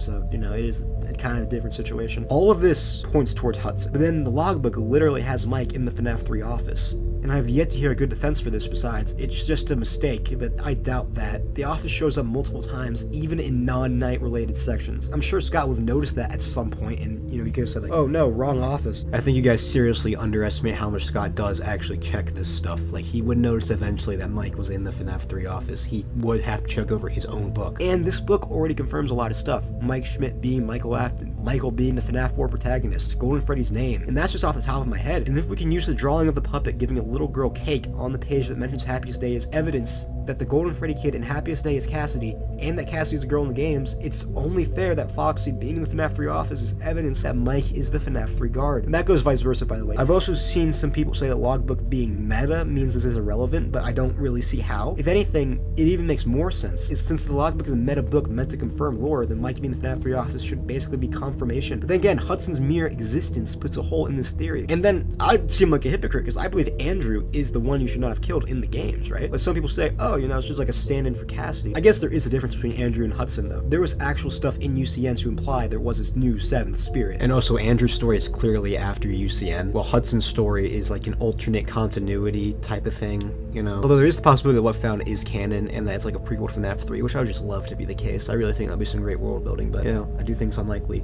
But I have seen some ideas that maybe it's a sequel, and like Eleanor Springtrap, which I actually like too. But, you know, I doubt either of those, unfortunately. So yeah, I guess it is a little bit different, but still. And, you know, there are other problems with Mike being in FNaF 3. In FFPS, William says this: You may not recognize me at first, but I assure you, it's still me. Some people use this line to say Mike couldn't be in FNaF 3 because why wouldn't he recognize Afton? But here's the thing we have to remember. This is Afton's line, not Mike.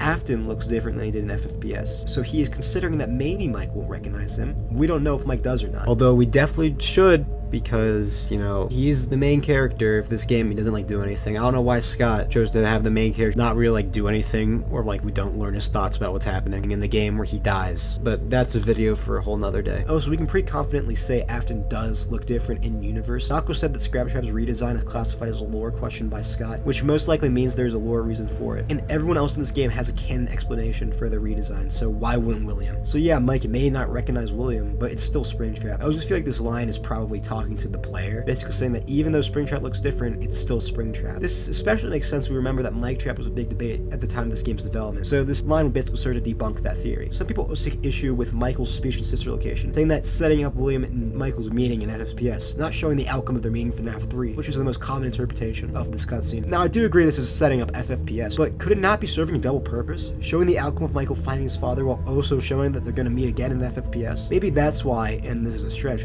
Mike says, I'm going to come find you twice, because he's going to find Afton twice. But yeah, like I said, that's a stretch. He probably just said, I'm going to come find you twice, because just saying it once sounds kind of unnatural. So, you know, this is like where I was wherever I made that Fright Guard video. I'm still, you know, pretty in between. I'm confident Mike is the guard, and I guess Hudson could be his own independent character in his own continuity. He just isn't Mike because Scott didn't want to write about Mike for some reason. But, you know, at the same time, that Scott did say Frights was made to clear up things from the past, fill in the blanks, and then you have the story about the guard. I don't know. You know, the real thing is, the Mike and Hudson debate both come down to books, so whichever one you think is better evidence, I guess you can take it. I'd take the logbook is probably better because, you know, that is clearing up stuff from the games already, and I feel like, but still is Frights, so, you know, I don't know, I just feel like it was intentional to have Mike in the FNaF 3 office. So, yeah, do you remember when this video was about why Mike isn't Fritz Smith? So, Ever since Five Nights at Freddy's 3 came out in 2015, there's been a debate about who the guard in this game is, especially since in every other game we either learn the protagonist's name or we get hints to who they are. FNaF 3 is the odd one out. Well, I guess there's FNaF AR too, but who cares about FNaF AR? The suspects at the time were Mike Schmidt, Jeremy Fitzgerald, Fritz Smith, or just some random guy. However, over the years, the list of suspects has lengthened. I've already made a video about who the protagonist is before, but I feel like I have to remake it because it just could be better, and there's more I have to add. This is a mystery I care a lot about because FNaF 3 is in my top 3 games of this series. There are 2 candidates and new evidence I want to talk about. Before we get into all that, let's talk about all the things we know about the Fright Guard. Number 1, they have worked at the location for at least one night prior to the game's events. Hey, glad you came back for another night. I promise it'll be a lot more interesting this time. Now, it should be noted this is most likely a meta line for the player, Scott thanking us for coming back to play another game, but still it does show that unlike every other guard within the series, Night 1 isn't the first night on the job for our character. Number 2, they seem to survive the fire at the end of the game. Yeah, that's it. We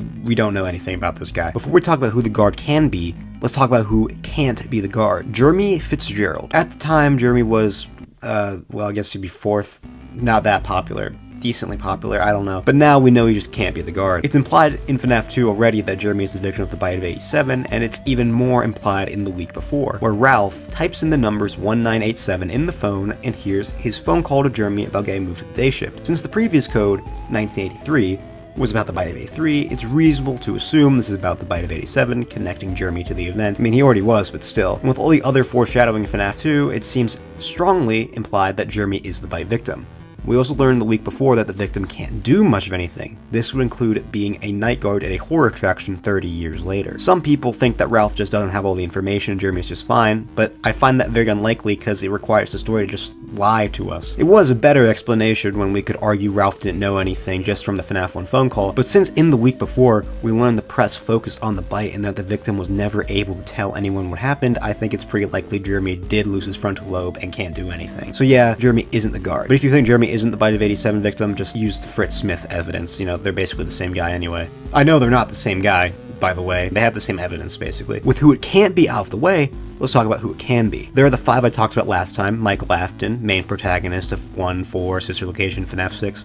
Hudson Foster, protagonist of the Fazbear's Fright story What We Found, which is heavily inspired by FNaF 3. Henry Emily, setman from FNaF 6. Cassie's dad, protagonist of Help Want 2, and Sammy Emily, Henry's son from the novels. There are 2 new candidates I want to add to the table. Fritz Smith, the secondary protagonist of FNaF 2, being playable on Custom Night, and William Afton himself, the main antagonist of the franchise, which I know sounds crazy, but just wait for it. Some people also think it could be a nameless random person, but at that point you might as well believe it's Hudson. This video is going to be a long one, so get a drink, a snack, and relax, because this is going to be my most definitive video on the Five Nights at Freddy's 3 Night Guard, and probably the most definitive video on YouTube, if we're being honest. However, before we get to the suspects, we have to talk about the Phantoms. A lot of people use the Phantoms as evidence for the Fright Guard's identity.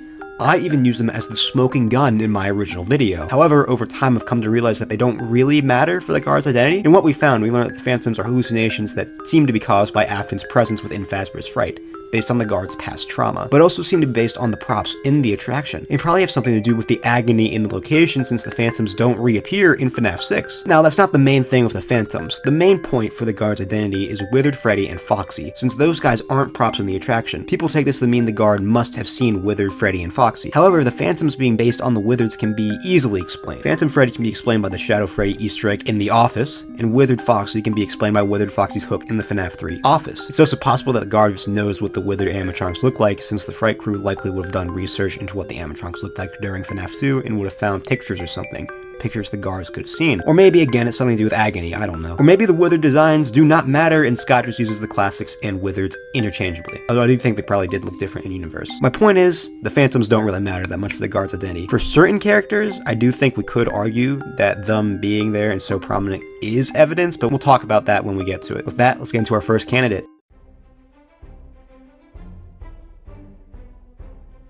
Sammy is a very unpopular theory for the Fright Guard. He even got removed from that huge FNaF theory tier list. His is a unique one because unlike all the other suspects, there is no evidence for Sammy being the guard. It's a headcanon. It's a cool headcanon, but it's a headcanon nonetheless, so yeah, just throw him out. It's definitely not him.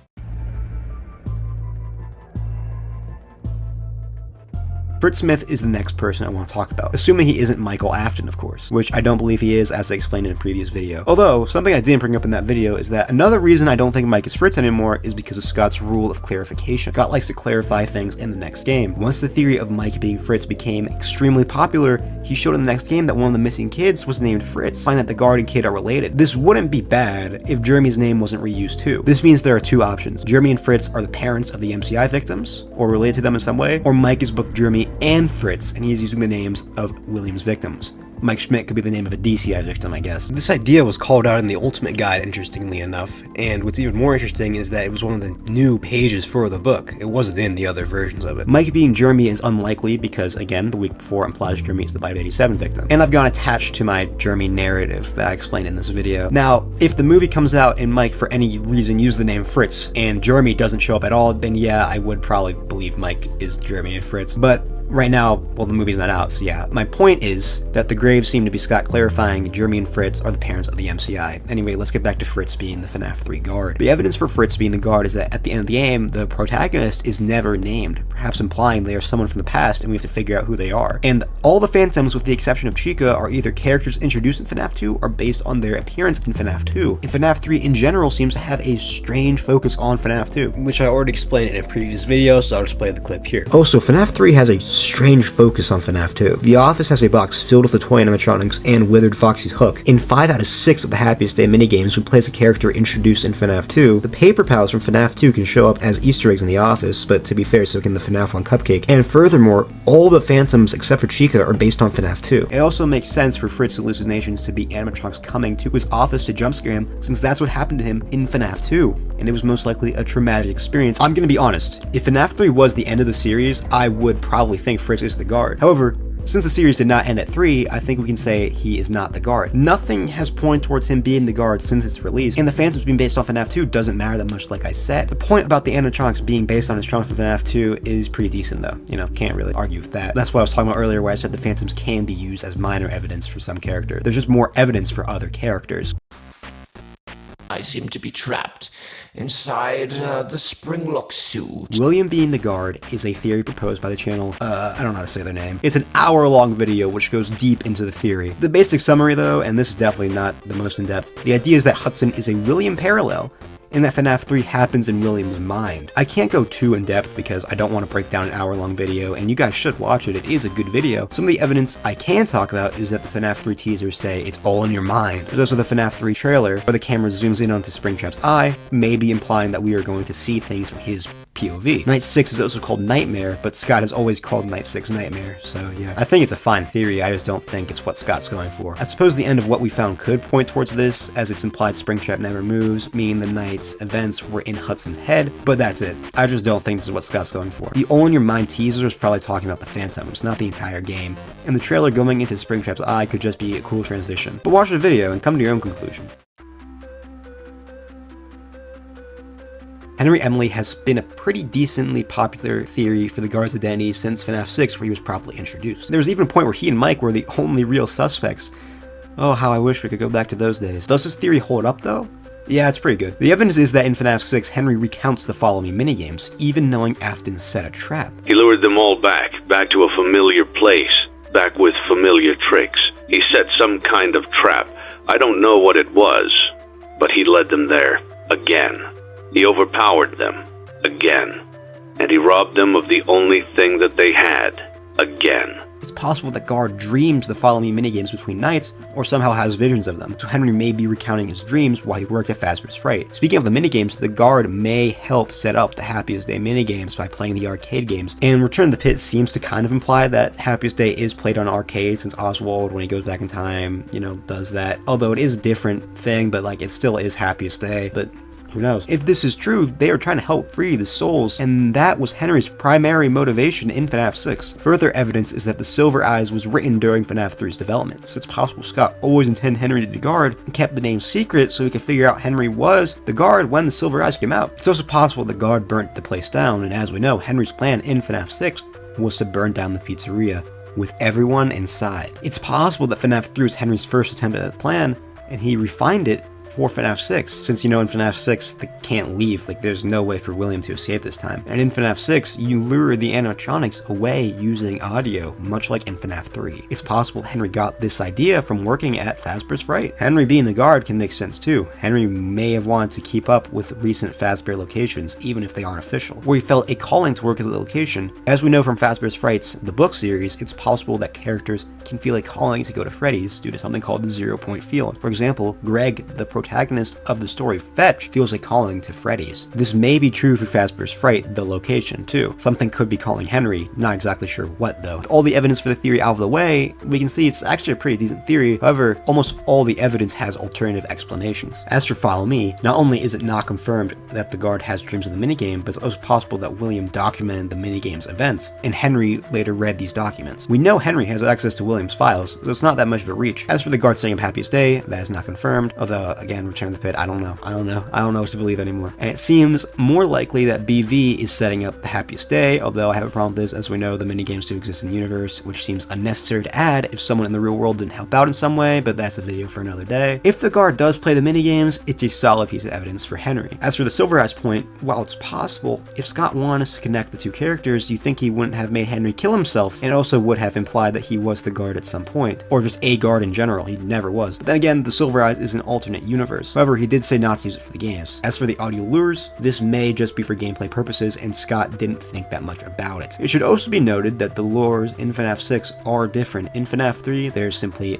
BB's voice lines played in the attraction, while in FNaF 6, they mimic a real human. Also, depending on when FNaF 3 and 6 take place, it's impossible for Henry to be the guard. He has to have spent time setting up FNaF 6. If FNaF 3 and 6 take place in the same year anyway, Henry would be too busy with his plan to work as the guard. As for the fire, it's pretty solid, until we remember this line in UCN. He tried to release you. He tried to release us. But I'm not gonna let that happen. I will hold you here. I will keep you here, no matter how many times they burn us. Notice how the vengeful spirit, speaking through Orville, says no matter how many times they burn us, implying more than one person, meaning that whoever set the Fazbear's Fright fire and Henry are different people. Hey guys, I just need to come in here real quick and say I don't actually believe this anymore. I think it's possible that that is implying that multiple people burn them, but you could argue that they're just saying they as a collective, as people in general. No matter how many times they get burnt in general, they're never going to let go of Afton, right? I still want to include in the video, and I didn't really want to re-edit the entire audio, so I'll just come in here and say no, probably isn't what I said. I still do think the guard did burn it down though, because I feel like it's obvious the guard burned it down, sorry. I know Phone Guy said oh, faulty wiring, but then at the end of the game they do mention foul play, And I feel like it's obviously supposed to apply to us that it was more than faulty wiring. I still think it was faulty wiring. I think the guard used the faulty wiring to cause, or whoever it was, used the faulty wiring to burn the place down. I just feel like it's so obvious, especially since we gotta remember FNAF 3 was the end of the franchise at the time. Feels weird to have the ending be something that could just happen due to random chance. Which, you know, obviously doesn't mean that's not what happened. I just feel like, you know, it's obviously more than just faulty wiring. Someone definitely burned it down with intention. I still don't think the guard is Henry, though. Let's get back to the actual video. Before we get into the, in my opinion, most likely candidates, I just have one thing to ask of you guys, and that is that you subscribe. I know that 92% of you aren't, and it would help me out a ton. And if you've made it this far, you are clearly enjoying the video. Or maybe you're just hate watching, I don't know. Either way, subscribe, and let's get back to the video.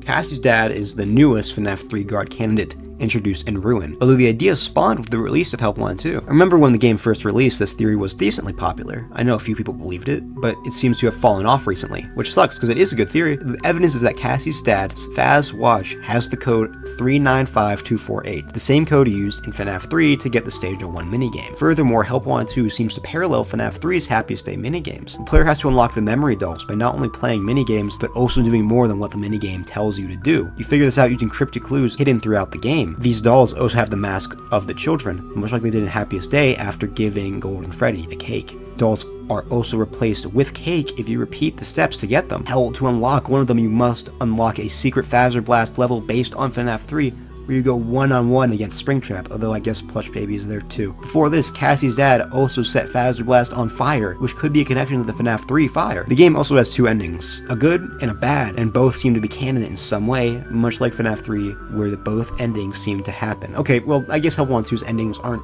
really good. There is no good ending, but still, there's a happier ending. The reason I bring this up is because Cassie's dad may be the arcade conspiracist. The whole thing with that guy was playing the Princess Quest arcades to free Vanessa's consciousness or whatever he wanted to do, we're not really sure, although this theory is not confirmed. Another piece of evidence is that the Fazbear's Fright newspaper says that Fazbear's Fright will bring back your childhood in the worst way possible. This line may actually be referring to the person reading the newspaper, the protagonist. And we know Cassie's dad was a fan of Freddy's as a kid, so his childhood will be back in the worst way possible because the characters he loved as a kid are now attacking him. One of them can even kill him. Speaking of, Cassie's dad working at Fazbear's Fright just makes sense. He's a fan of Freddy's, so he wants to work at this attraction based on the franchise's past. And depending on the gap between FNAF 3 and Ruin, he may need money to take care of his recently born daughter. Cassie's dad is actually a very solid theory, although I suppose it does rely on some assumptions, and there are problems with some of the evidence. As for the 395248 code, this could just be a reference to Stage 1 because it's a minigame that takes place at Fredbear's, and Cassie's dad is connected to Fredbear's. After all, it's kind of where he and his friends killed the crying child. Or it could just be a random reference, you know, that happens sometimes. As for the Help 1 2 and FNAF 3 parallels, they do not necessarily imply the protagonist between the games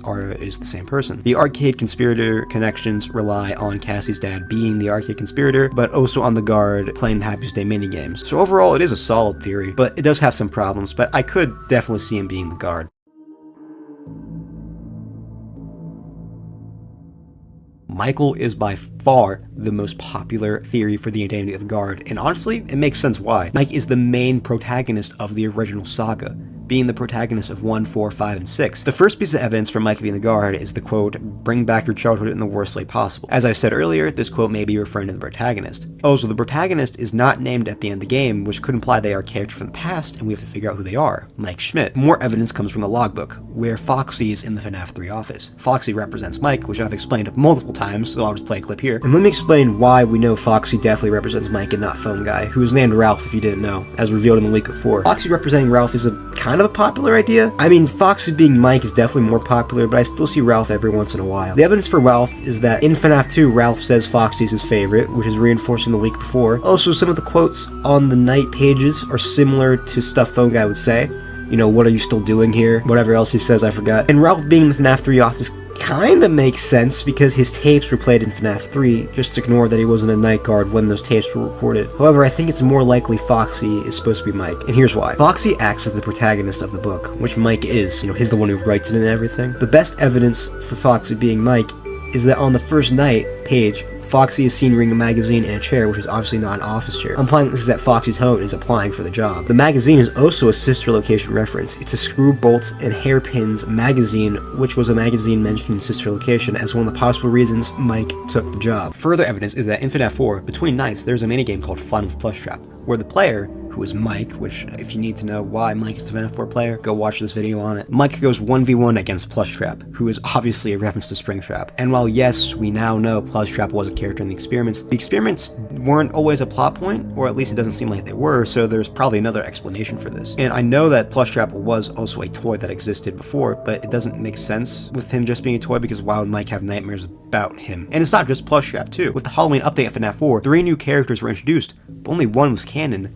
Nightmare Balloon Boy. He takes the role of Plushtrap. How do you lure Springtrap away in FNaF 3? You use Balloon Boy's voice lines. I mean, okay, you could argue that it's just because, oh, BB is the smallest, so it makes sense for him to be there, but still, I feel like there could be a deeper connection. Speaking of FNaF 4, the main antagonist of this game is Nightmare, who we learn in the game files is Shadow Freddy. The reason I bring this up is because Shadow Freddy is an Easter egg in FNaF 3.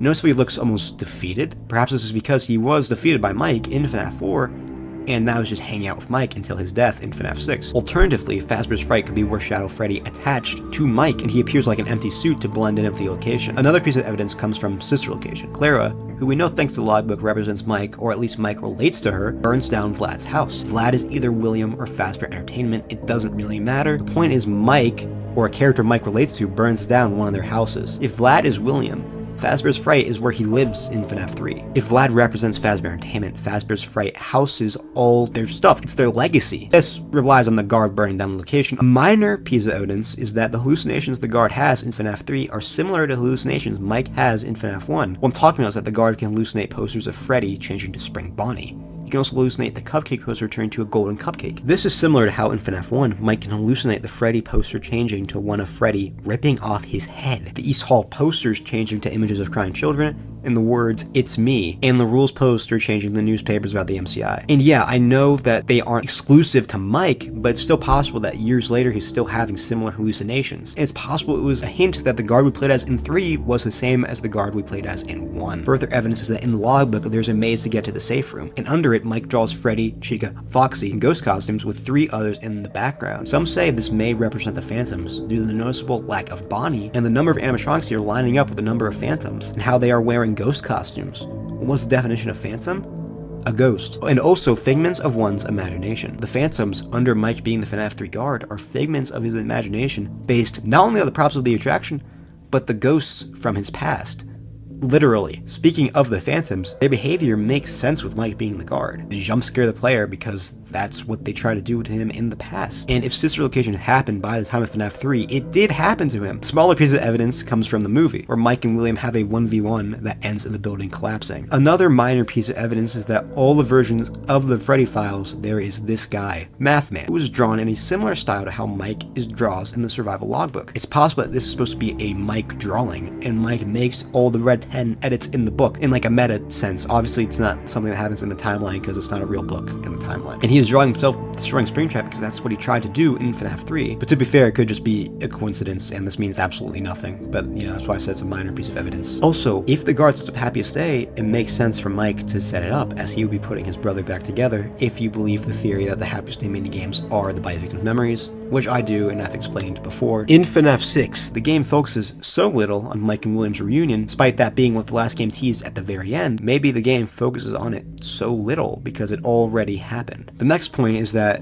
it just makes sense for Mike to go to Fazbear's Fright. If FNaF 3 is after sister location, it makes sense for Mike to go there because it's the first Freddy adjacent location in years, even if it isn't official, and it's probably his only lead at this point. William would most likely show up here. It's a place that celebrates his crimes, or rumors mainly caused by his crimes. It does seem like William would most likely go here anyway because, his ego. Also, where else would he have to check, assuming at this point he already checked everywhere else? This is the last place he has to go. Basically, my point is here, it makes logical sense for Mike to work there. And if the game is before sister location, which I know a lot of people think is debunked due to the logbook having the FNaF 3 office and Mike references sister location, it's technically possible that logbook is like a meta book and doesn't actually happen in the timeline, and it's just meant to confirm lore, not something that actually does happen in the timeline. If FNaF 3 is before sister location, Mike would be working there just for a job, or because he was contacted by the Fright crew personally since he was the last guard at Freddy's, or who knows, maybe he was looking for William already. I don't know why, but maybe. Finally, many people argue that the final sister location cutscene shows the outcome of Mike finding his father, while also showing that William survived their encounter and now they have to meet again in FNAF 6. That's totally up for interpretation though. Some people argue that FNAF 3 fire is what caused the speech, seeing Afton in the newspaper sent Mike on his quest to find his father, or that the speech is setting up their meeting in FNAF 6 only, with Mike saying I'm going to come find you and then Afton rising to show Mike will find him sometime after this speech. Now let's talk about the problems with Mike being the guard. In FNAF 6, Afton says, "You may not recognize me at first, but I assure you, it's still me." If Mike encountered Springtrap like last week, how would he not recognize him? But counterpoint to this, it mainly relies on the assumption that Scraptrap is just a more withered Springtrap. If Scraptrap does look as different as he does out of universe, in universe, then this line probably is just about the redesign. Well, okay, it's about the redesign anyway,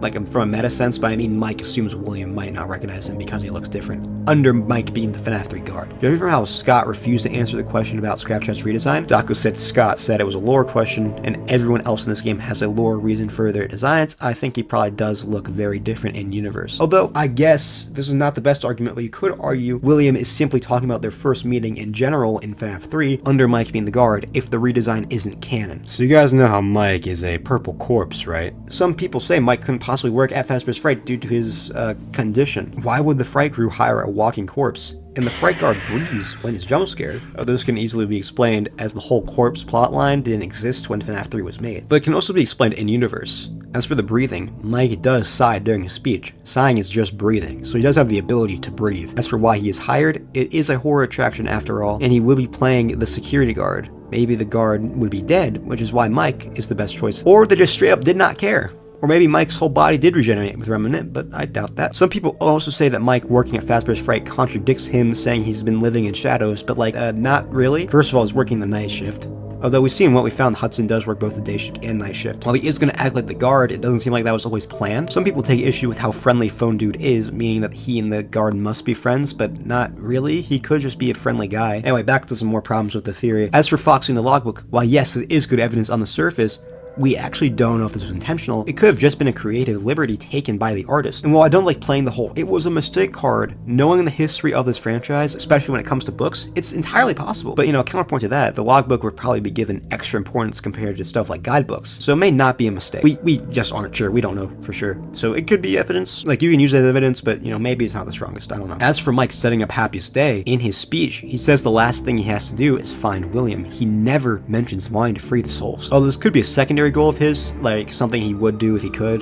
Or Mike's speech is likely non-diegetic, meaning it doesn't actually happen, like in the timeline. It could just be showing us his motives purely going into FFPS. If helping his brother and the children was a goal of his, he would have already completed it. The last thing he has to do is find William after he survived the fire. As for everything else, the Immortal and Restless parallel, the FNAF 4 stuff, and the Phantoms of the Logbook, there are alternative explanations that I will talk about later. Although I guess the FNAF 4 parallels could just mean nothing and just be explained by the experiments. I don't know. They do feel pretty intentional, but whatever. Also, the movie just straight up isn't good evidence, to be honest. When you simplify it, it does make sense, but taking more into account, it doesn't really hold up. Like, where was Abby and Vanessa during FNAF 3? And the movie doesn't end in a fire? The main problem people have with Mike Guard, though, is that from a narrative perspective, it is a tad repetitive. Have a game where Mike finds his dad, goes up against the ghost of his past, and possibly helps free the spirits, and then it ends in a fire, and then, like, a month later, Mike finds his dad, goes up against the ghost of his past, and helps free the spirits, and it ends in a fire. Again, that's all subjective, though, and doesn't debunk the theory. I don't have a problem with it, as I think FNAF 3 does all these plot lines better. Again, doesn't matter to the theory itself. Let's just move on to our last candidate. Before I talk about Hudson, I should give a recap of the What We Found story. What We Found follows the story of Hudson, the security guard at Fazbear's Fright. Hudson is a deeply damaged person.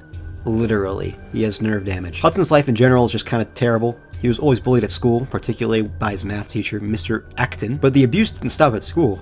When he came home, Hudson was abused by his stepfather, Lewis. One day, Hudson burns down his house, killing his stepfather and accidentally killing his mother. This doesn't help Hudson's social status, as he is now an outcast pretty much. His only real friends are Barry and Dwayne, who got him a job at Fazbear's Fright, but they'll be gone soon too, as they are going out to the military. Hudson visits his grandma, who tells him to quit his job at Fazbear's Fright, but he doesn't listen. One day, Barry and Dwayne find an animatronic to use for Fazbear's Fright, Springtrap. They hook him up on the wall. Hudson goes to check it out during his night shift and notices that there is a human corpse inside. At this point, Springtrap becomes active and starts hunting Hudson. Hudson runs and hides throughout the night. while dealing with the hallucinations based on the props in the attraction, even a Chica animatronic. In the end, Hudson hides in an oven. Unfortunately for him, the oven turns on, killing Hudson. The next day, Barry and Dwayne return to the location where Springtrap is still hooked on the wall, and they supposedly find Hudson's body. Now, that was just a very brief summary of the story. I didn't get into every detail, just the important things. I recommend reading the story, as it's pretty good. With the summary of the story out of the way, let's talk about the evidence for Hudson being the FNaF 3 guard in the games. The first major piece of evidence is that Scott Cawthon said that Fazbear's Frights would fill in blanks from the past games, even stating they would go against some things the community liked. And then there's a story about a security guard going up against Springtrap in a horror attraction, Fazbear's Fright, while also facing hallucinations caused by Springtrap's presence. And while the story does seem to be in a different continuity, it wouldn't be the first time characters from separate continuities carried over to the games.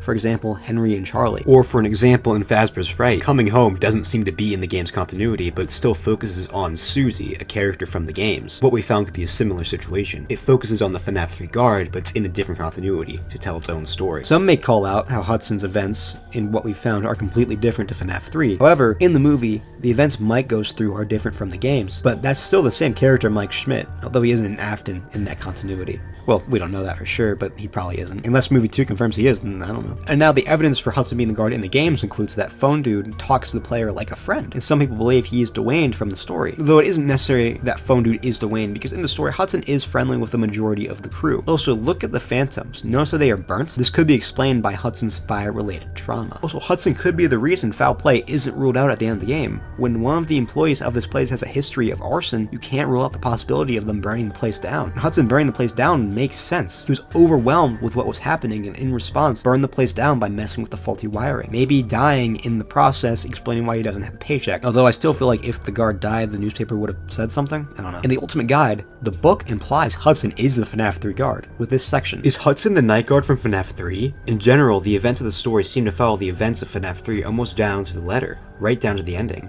Hudson also experiences hallucinations throughout the night while dealing with Springtrap. Also, shortly after FNaF 4 came out, Scott said the story was found rather quickly. At this time, a majority of people thought we played as a random guy. Hudson is a random guy. He doesn't even have any connection to Freddy's outside of working at Fazbear's Fright. Now let's talk about some problems with Hudson being the guard. The logbook, of course, has Mike in the office. Assuming that isn't a mistake, it heavily points towards Mike being the guard. In fact, I'd basically say confirms it, but I guess there are alternative explanations I'll talk about later. As for the Ultimate Guide, it's already wrong here. It says the events follow the FNaF 3 story right down to the letter, which is just not true. It also doesn't say definitively that Hudson is the guard. It asks if he is. And it's not like the Ultimate Guide is the most reliable source. It implies that Ella from 1:35 a.m. is the same as from the novels, and that is impossible. There's also the phantoms. Them being burnt does make sense with Hudson's fire-related trauma, but here's the thing, them being burnt just makes sense to everyone on this list. It's foreshadowing the end of the game for one, and Phone Dude mentions multiple times that the building can catch on fire, so it's possible the guard is paranoid about that, and that paranoia is carrying over to their hallucinations. Also, the phantoms what we found are not burnt, or at least never stated to be, and you think they would call that out. Some people take issue with what we found's numerous differences between it and FNaF 3, but it's also an 80-page story and not a full game. The main thing for Hudson Guard is that Hudson exists as the guard, and the characters have carried over to different continuities all the time, which is true. Although, to be fair, it is not unusual for characters to also not carry over if they do not fit the story. For example, in the novels, Michael Brooks possesses Golden Freddy. He does not in the games. It also seems like the Golden Freddy kid in the movie is also going to be a new character. Also in the movies, Mike's younger sister is Abby.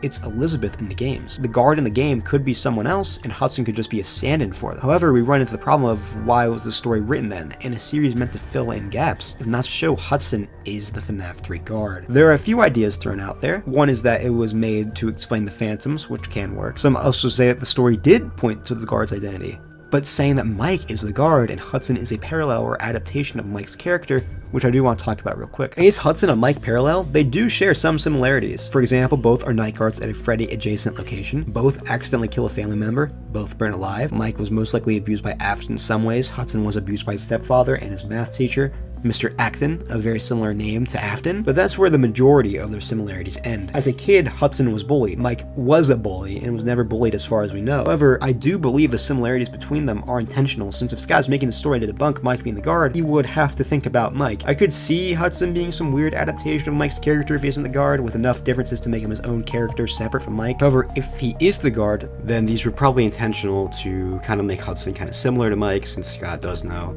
the community does like Mike as the guard, or Hudson is just reflecting Mike's character, but that doesn't mean that they don't exist in the same continuity, you know? They parallel each other, sure, but they still exist in the same continuity. So now, let's compare Mike and Hudson evidence, since they do seem to be our most likely candidates. As you can probably tell, they both have really good evidence. Usually, in a situation like this, I would use Occam's razor and choose the simplest solution, but I'm not sure if that applies here, since both solutions make sense and are pretty simple. Hudson makes sense with how Scott said Fazbear's Fright was meant to fill in blanks for the past, but the story is very inaccurate to FNaF 3. Mike makes sense with the logbook and some minor things here and there, but then Hudson exists. So when we come down to it, which one do I believe? Well, I think I'm leaning towards Hudson, honestly. I just think what we found was likely made to give us an identity to the guard and show us just this random guy Hudson. Like seriously, if Mike is the guard, why didn't Scott just write what we found to be about Mike? It's not like he wasn't comfortable writing about him since he shows up as a major character in the story You're the Band. Although I guess that is a scrap story. I don't know, I guess under Mike guard you could argue maybe Mike didn't fit the story Scott wanted to tell, but then why not just make a story that fits Mike better? Hudson being the guard also makes the fire at the end of the game a bit more personal, but I don't know, there are just so many little things that point towards Mike being involved with FNaF 3. It makes me think that Mike is connected to the game somehow. Some people have also tried to make both Mike and Hudson work. There is my Fright Guard duo theory, although I find that very unlikely. Some say Mike is the guard we play as in game, and what we found is a prequel or sequel with Eleanor's Springtrap. This is cool, and I have come close to believing it is a prequel, and I could see myself believing in it or the sequel option in the future depending on the circumstances, but as of now I don't think that's what Scott is going for. I did come up with a couple ideas for how all the evidence for both Mike and Hudson can work while writing this video. One of them is that Mike went to Fazbear's Fright after the fire to look for William and was somehow able to see the Phantom, which is possible since the Phantoms show up in Help Wanted, which is based on the in-universe FNaF 3 game, so it's possible that other people can see the Phantoms. And then Shadow Freddy followed him home, and FNaF 4 happened, explaining the FNaF 3 parallels in the gameplay. The only problem I have with this is that nothing really points towards Mike going to Fazbear's Fright post-fire. Another idea I had is that Mike burned down Fazbear's Fright, which is implied in The Immortal and the Restless, and then Shadow Freddy followed him home, and then the FNaF 3 gameplay stuff could work. While there, Mike sees the Phantom somehow. Although, I guess the ghost drawing could just mean nothing. On this page, Mike is drawing them as ghosts when they get to the safe room. That's what I thought for a while, but honestly, I do think it probably is the Phantoms. If there was a Bonnie and the member of the animatronics didn't line up with the number of Phantoms, yeah, I would think they're just ghosts. But like, I don't know, the exclusion of Bonnie is pretty weird. And the safe room still makes sense with them being the Phantoms, as that's where Afton was found, and it's heavily implied he is in some way responsible for the Phantom. Anyways, Mike would burn down the attraction, and yeah, might be wondering how Mike knows to go and burn down the attraction. I don't know. Probably some 0-point field shit. Or maybe I'm just forcing something to try and make all the pieces fit. I do have a problem with the idea of Mike burning down Fazbear's Fright though, as it takes away from Hudson, and it would make Hudson the most pointless protagonist in the franchise besides maybe Fritz. He doesn't even burn the place down and release Springtrap, which would make him actually do something important for the story, which sucks because I do like Hudson. He is a great character. I don't mind if Hudson is the guard, I just think I would prefer it to be someone with a connection to Freddy's at least. I'd like it when the characters are connected to Freddy's personally, what can I say? Although overall, Mike would probably be the best choice for the guard in my opinion. Like I've said before, FNaF 3 is a game-long boss fight. Mike being the one who goes up against this boss fight is just much more satisfying in my opinion. I also feel like Mike fits the themes of this game pretty well. The whole thing is, you know, don't revive old tragedies from the past, and Mike would be contributing to this theme because he would be reliving or reviving his past as a security guard. Furthermore, I feel like Fazbear's Fright is supposed to represent the bite victim being put back together in some way. It's supposed to be like all the memories of Freddy's in one place. If you watch my Dream Theory Was Never Canon video, I think the bite victim's memories went on to influence the rest of the timeline, so it'd be like all the bite victim's memories are in one place, put back together. Not to mention the Happiest Day minigames are also played in this game, which are the bite victim's memories being put back together. So overall, it would make sense to have Mike be the protagonist when this is happening because he caused it. Furthermore, it's also based on the tragedies of Freddy's, tragedies which I believe Mike indirectly caused because I believe William only started killing after the crying child's death. I don't think it was Mike's fault, obviously, it's all William's fault, and that is just a theory, that's just my interpretation of the narrative, but under my interpretation, I feel like Mike does fit the best as the protagonist, because he would be facing the tragedies that he indirectly caused, or that he feels he indirectly caused. It's just what I think, though. I could be completely wrong. Maybe William was killing before the bite victim's death. Oh, so a 1v1 between the main protagonist and antagonist, just too good, man. I know it might be a little repetitive, but I don't care. Honestly, I feel like FNaF 6 being round 2 between Mike and William makes that games better, and I don't really care if they faced off a little bit before that. Of course, none of this actually matters as Hudson is the guard, but I just want to get my thoughts out there. So to finally end this video, I want to rank the candidates based on how likely they are. Number 7, we have Sammy. He just has no evidence. Number 6 is William. Pretty interesting idea, but I don't think it's what Scott is going for. Number 5, Fritz. Pretty good under just 1 to 3. Outside of that, he doesn't really hold up though. 4, Henry. Decent theory, but the evidence can be explained without him being the guard. 3. Cassie's dad. Really good and underrated theory. I could see him being a guard, it's just that the other 2 candidates have more evidence as of now. Number 2, my great theory, would believe this one if number 1 didn't exist.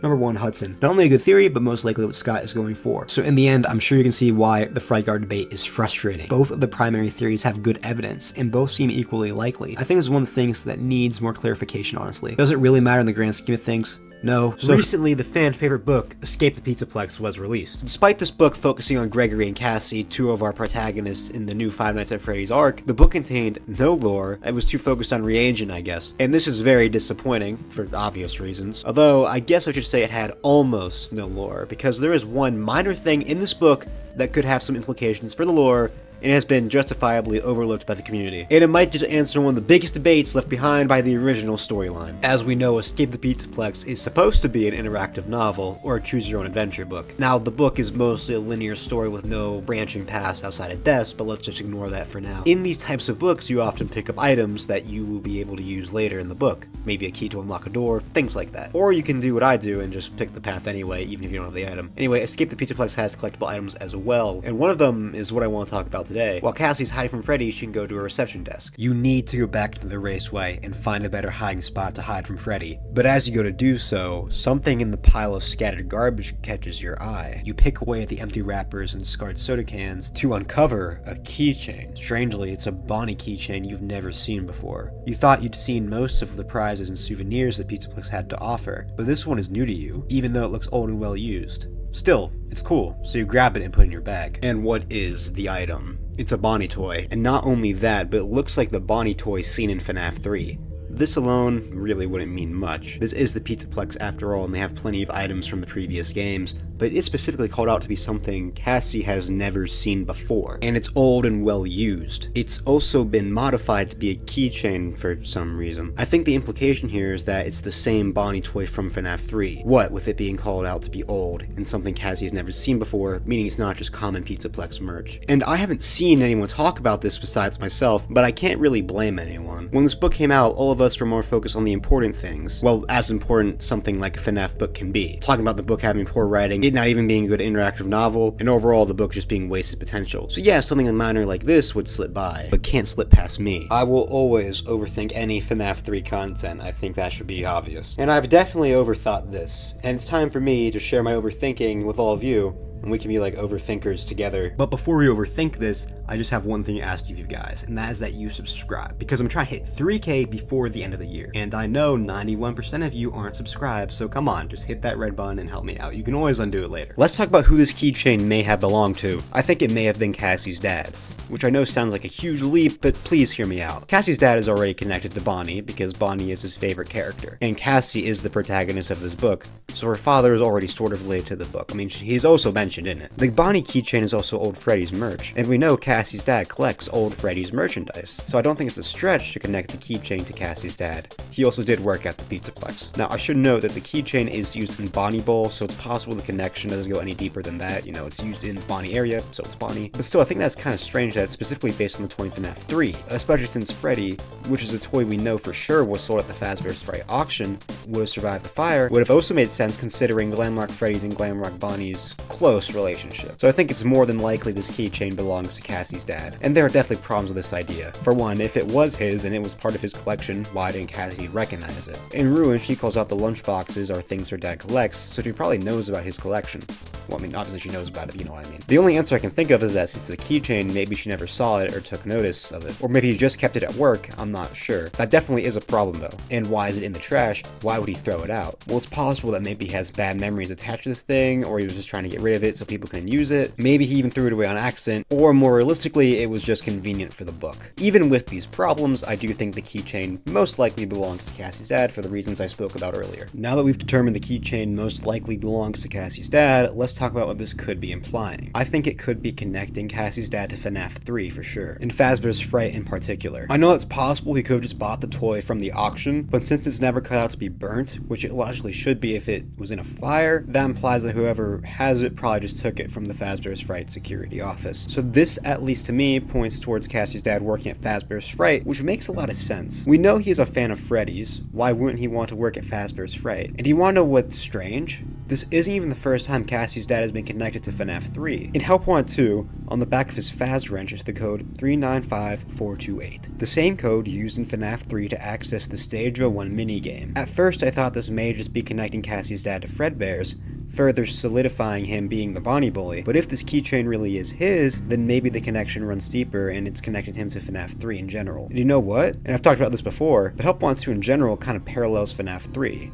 There's 2 endings, well now there's technically 3, but when the game released there were 2, both of which are arguably canon, and to unlock the secret endings of both games you must complete minigames and do hidden things to unlock what you need to do for the secret ending. And the memory dolls in Help Wanted 2 resemble the ghosts of the missing children in FNaF 3, both of them donning masks of the characters they possess. Hell, both endings even set them free. FNaF 3 they are literally set free, and in Help Wanted 2's Old Vanny dialogue it is said we were setting the memories free. Not only that, but when you redo the steps to get the memory dolls, you get a piece of cake. And in FNaF 3's Happiest Day minigames, you collect mainly cake and then set it down for the Golden Freddy Kid in the end. Also, to unlock one of the memory dolls, you have to unlock a secret Fazer Blast level based on FNaF 3. Now, who is the protagonist of Help Wanted 2? Cassie's dad. So it's totally possible that Cassie's dad is connected to FNaF 3 in some way, and he'd probably be working at Fazbear's Fright if they're bothering to connect him to the game that much. And there's really only 2 people he can be. The FNaF 3 guard, or phone dude. I mean, technically he can just be some random worker, but I don't see why this would be brought up so much if he wasn't someone with a little more importance. Let's talk about the guard first, since I've talked about this idea before. Him being the guard would make sense, and the evidence is there, as I talked about earlier. The keychain, the 395428 code,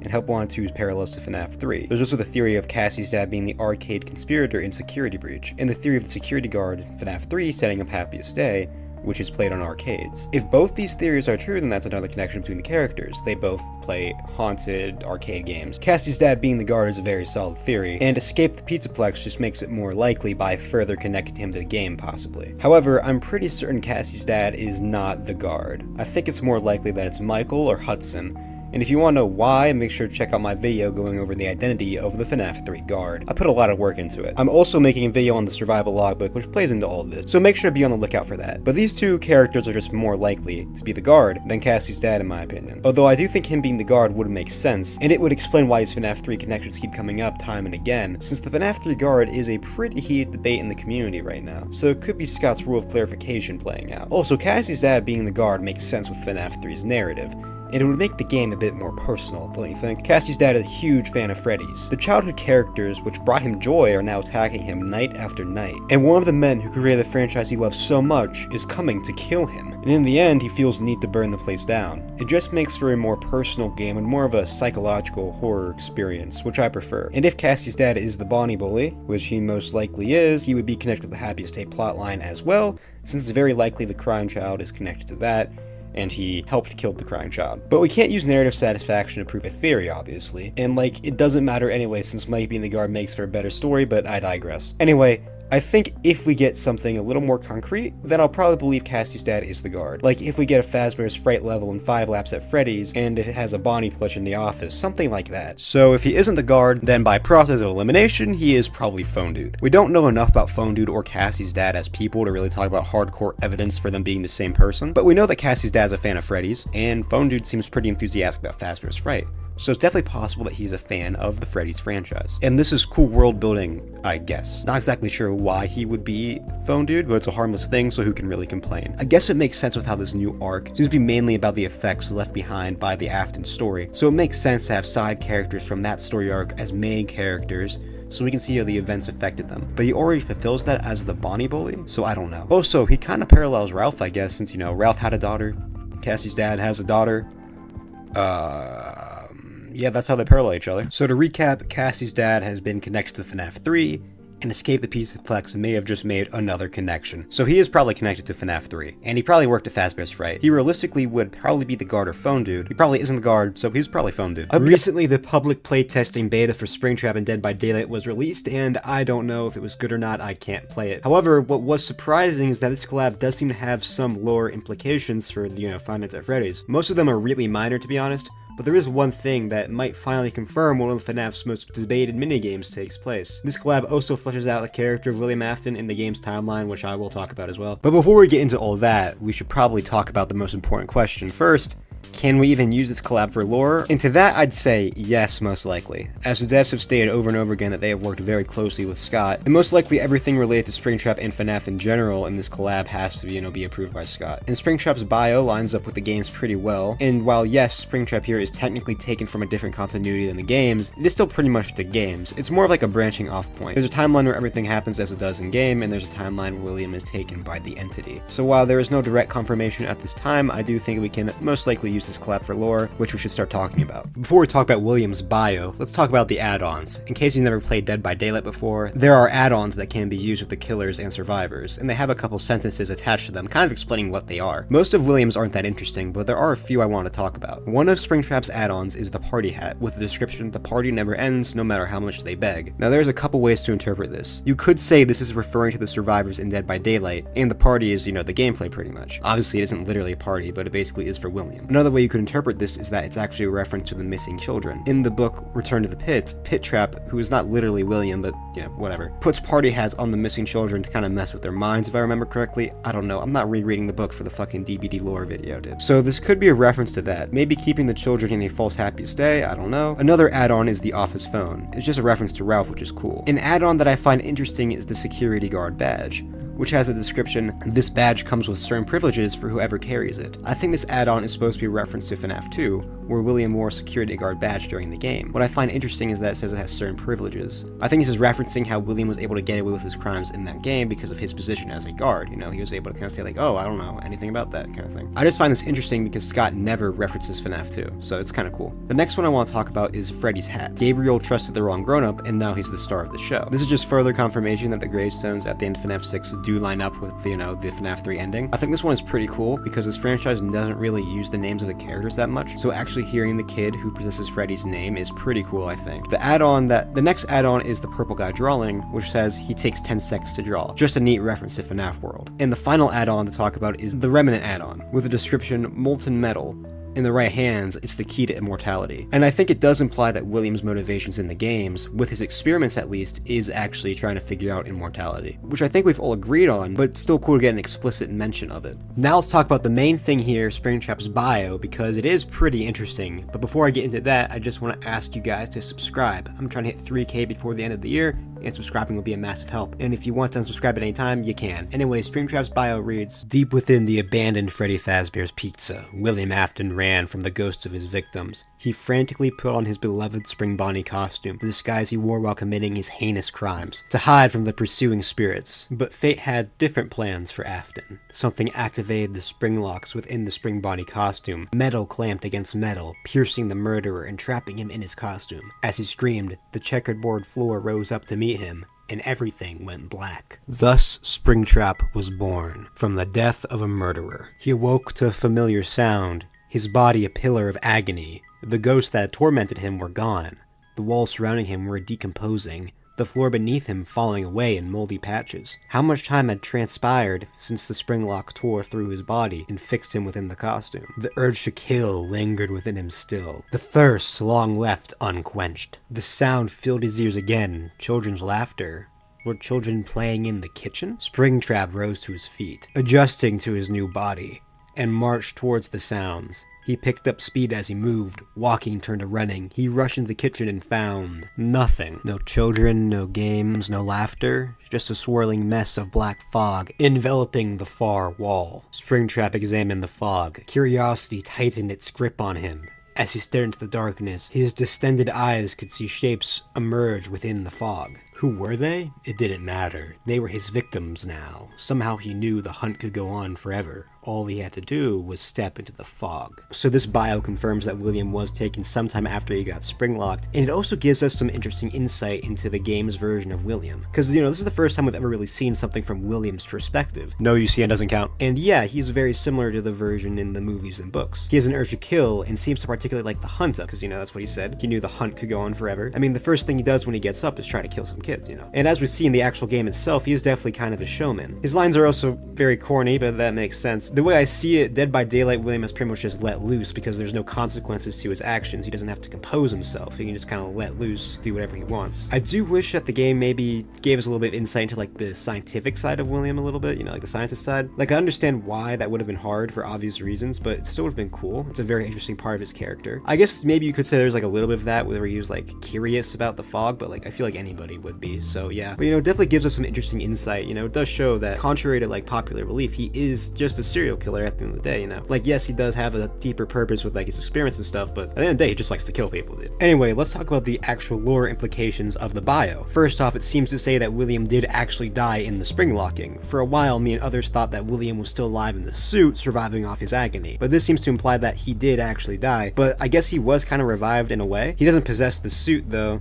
In FNaF 6, we can hear his heart beating, so yeah, he didn't just possess the suit. I guess it's like Michael. They were both dead for a period of time, and were now revived, and are now basically zombies. The bio also seems to imply William was never sealed in the safe room, since he could just get up and leave. This is strange, though, since in FNaF 3, Phone Dude says the safe room was boarded up, so I'm not really sure what was going on here. But let's talk about what's really interesting about this bio. It seems to heavily imply that Follow Me is actually after FNaF 1. While a lot of people have come to this conclusion over the years, there has always been a debate about whether or not William was spring-locked before or after 1. But this seems to imply after, as it states Freddy's was abandoned. But if it was before FNaF 1, it wouldn't be abandoned at all, since the Fazbear crew would still be working on it, you know, getting the building ready and stuff. That does not exactly fit the definition of abandoned. This is pretty neat, and also implies sister location is after FNaF 1, since that's implied to be after Follow Me. And if you want to know why, make sure to check out my video all about sister location's timeline placement. But here's another thing, it seems to imply Follow Me wasn't that long after FNaF 1 either, because when William woke up again, they mentioned that the walls were decomposing and the floor beneath him was falling away in moldy patches, and that means that it wasn't beforehand, so he probably went back to Freddy's shortly after FNaF 1 then. So that means Follow Me probably is not in the 2010s like I previously thought. So that's very interesting. I want to get your guys' thoughts on that. Still think Vanessa is an Afton though. And with the upcoming release of Five Nights at Freddy's Secret of the Mimic, I've been thinking about how far the Five Nights at Freddy's franchise has come, from a simple point-and-click horror game to a franchise with a complex overarching storyline. It's insane how far this series has come. I've also been thinking about how it wasn't always meant to be this way. This series was meant to come to an end multiple times. Hell, the original game was just supposed to be a standalone. Then FNaF 3 was supposed to bring the story of the missing children and their killer to a close. However, the game simply wasn't scary enough, so Scott made FNaF 4 to not only give fans a more terrifying experience, but to show the origins of Fredbear's family diner, shows that the purple guy has been here from the start, and flesh out the protagonist from the first game. But the story of FNaF 4 was told in such a way that a majority of the community thought the entire series was just a dream. So Scott had to make Sister Location to clear up FNaF 4's story, and made FNaF 6 to truly tie up loose ends. And then he made UCN and the books, and now the original storyline is more of a mess than it already was. So that's what? 4 times the series tried to end? Well, Help Wanted was already in development at the time of FNaF 6, meaning it was never meant to be the ending of the entire series, but ignore that. And everyone knows about FNAF's tendency to always come back. Hell, some people wish it ended at FNaF 3, 4, or 6. But what if I told you there's an ending I neglected to mention in the intro? An ending that most of the community doesn't even know was meant to be the end of the series at one point. And it's one of the most beloved FNaF games. Well, until recently. That game is Sister Location. That's right, Sister Location was almost the ending at one point, and it is almost never talked about. Now, I've talked about this in my past video ranking all of FNAF's endings, but I thought this deserved a video all on its own, because Sister Location originally being the ending is such an obscure fact that deserves to be talked about more, and it might just have some implications for the lore. So join me as we talk about why Sister Location was the original ending, why it failed, and if Sister Location's custom night was always planned or not. But before we get into all of that, I just want to ask you guys to subscribe. I'm trying to hit 3K before the end of the year, and subscribing would help me out a ton, but only if you enjoy the video. If you want to unsubscribe at any time, you can. Before we talk about why Sister Location was the original ending, or at least why I think it was, we should talk about how I even know it was meant to be. Because most of the community seemingly does not know about this fact, and I can't blame them. The only reason we know Sister Location was the ending is because of a Steam post back when UCN came out. In this post, Scott talks about the endings he had planned before being happy with UCN. I had originally wanted FNaF 4 to be the end, but wasn't satisfied with what people took away from it. Then I planned on Sister Location being the last game, but wasn't satisfied with where it left the lore. Then I made Pizzeria Simulator, and I was happy where it left the lore, but not completely satisfied with the experience overall. But after the really great reception of UCN, I think I'm finally happy, smiley face. So there it is, clear as day, Sister Location was originally the ending of the Click Team era. and yet no one seems to know. Why? Well, it's pretty simple. For one, this post was deleted, and for some reason it's kinda hard to find. I had to find a video of someone reading it over to even confirm its existence. And both of Sister Location's endings, the scooped ending and the Fazbear's Fright cutscene, feel more like cliffhangers than a natural ending to the series. Also, side tangent here, but Scott doesn't mention FNaF 3 in this post as one of the endings. And when he was asked if FNaF 3 was the original ending in the doco interview, he said that it was the ending to a trilogy, and he could see himself ending the series there, but Springtrap's jump scare was just not scary enough, and that's what pushed him to make another game. Was this meant to be the final game? I think when I was making that game, in my mind, that was the end of a trilogy. Yeah. You know, I think in my mind, the story was going to be 3 games. And in all honesty, I think Five Nights at Freddy's 3 was where I kind of started letting myself be driven a little bit more by criticisms of the game than maybe I had before. Before, it was just really, really excited, you know, happy to have all this stuff. But whenever 3 came out, I really was starting to pay attention to criticism.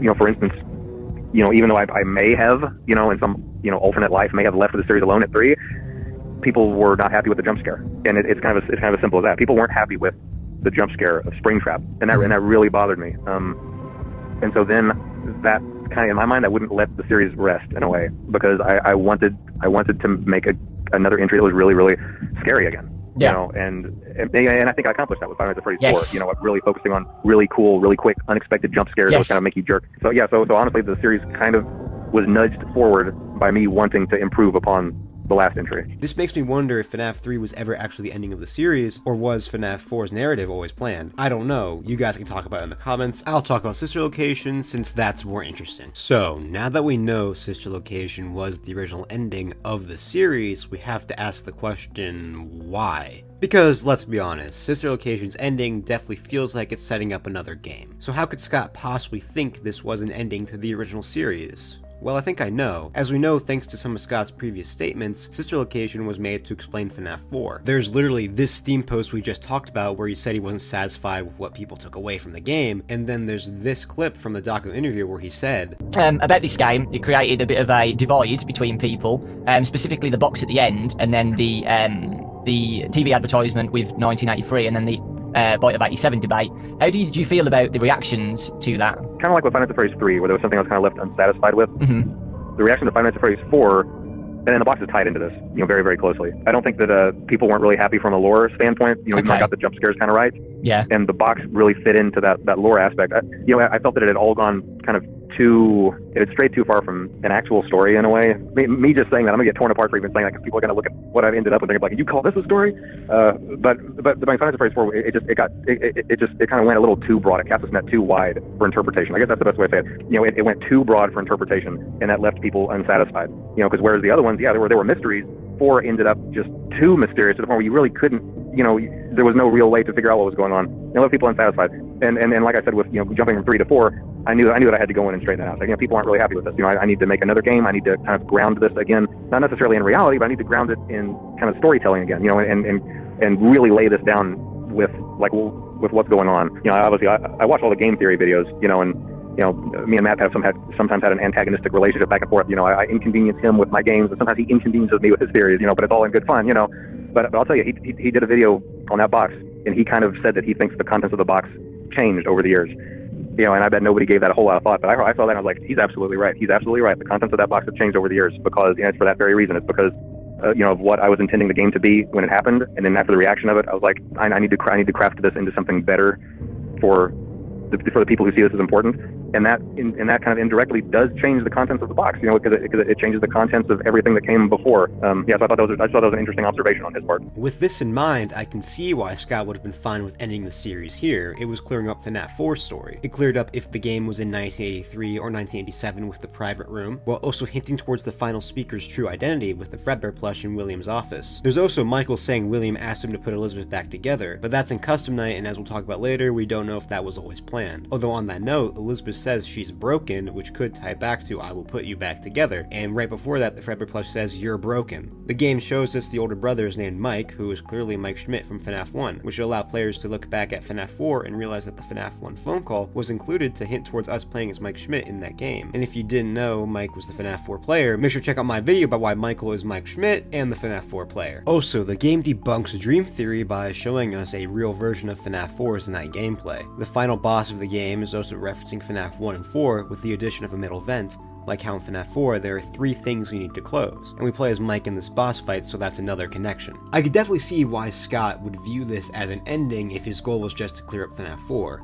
However, as an actual ending, it definitely leaves more to be desired. What, with the game ending on a cliffhanger on what happened to Ennard after they leave the facility? It just feels like it's asking for a continuation. The game also introduced concepts such as the FNaF 4 bedroom actually existing in universe, and seemingly there were experiments with it. And the original missing children from FNaF 1 possessing the Funtime animatronics, which I do think was canon back then, and I will talk about later. Both of these need elaboration. Also, I guess the gameplay definitely left more to be desired, but the custom night is pretty good, so whatever. So overall, it doesn't really function as an ending to the series very well, but I do think there is some good stuff here. For example, Mike's ending. In this game, we are told Mike is reflecting on his past mistakes. Welcome back for another night of intellectual stimulation, pivotal career choices, and self-reflection on past mistakes. Which is almost definitely a reference to the Bite of 83, and he is trying to help Elizabeth to probably make up for that in some way. And in the end, he gives up his body so that she can have a second chance at life within it. You know, notice how he didn't run away from the scooper when he could have just done that. You know, he definitely gave himself up willingly. I think it's actually pretty decent,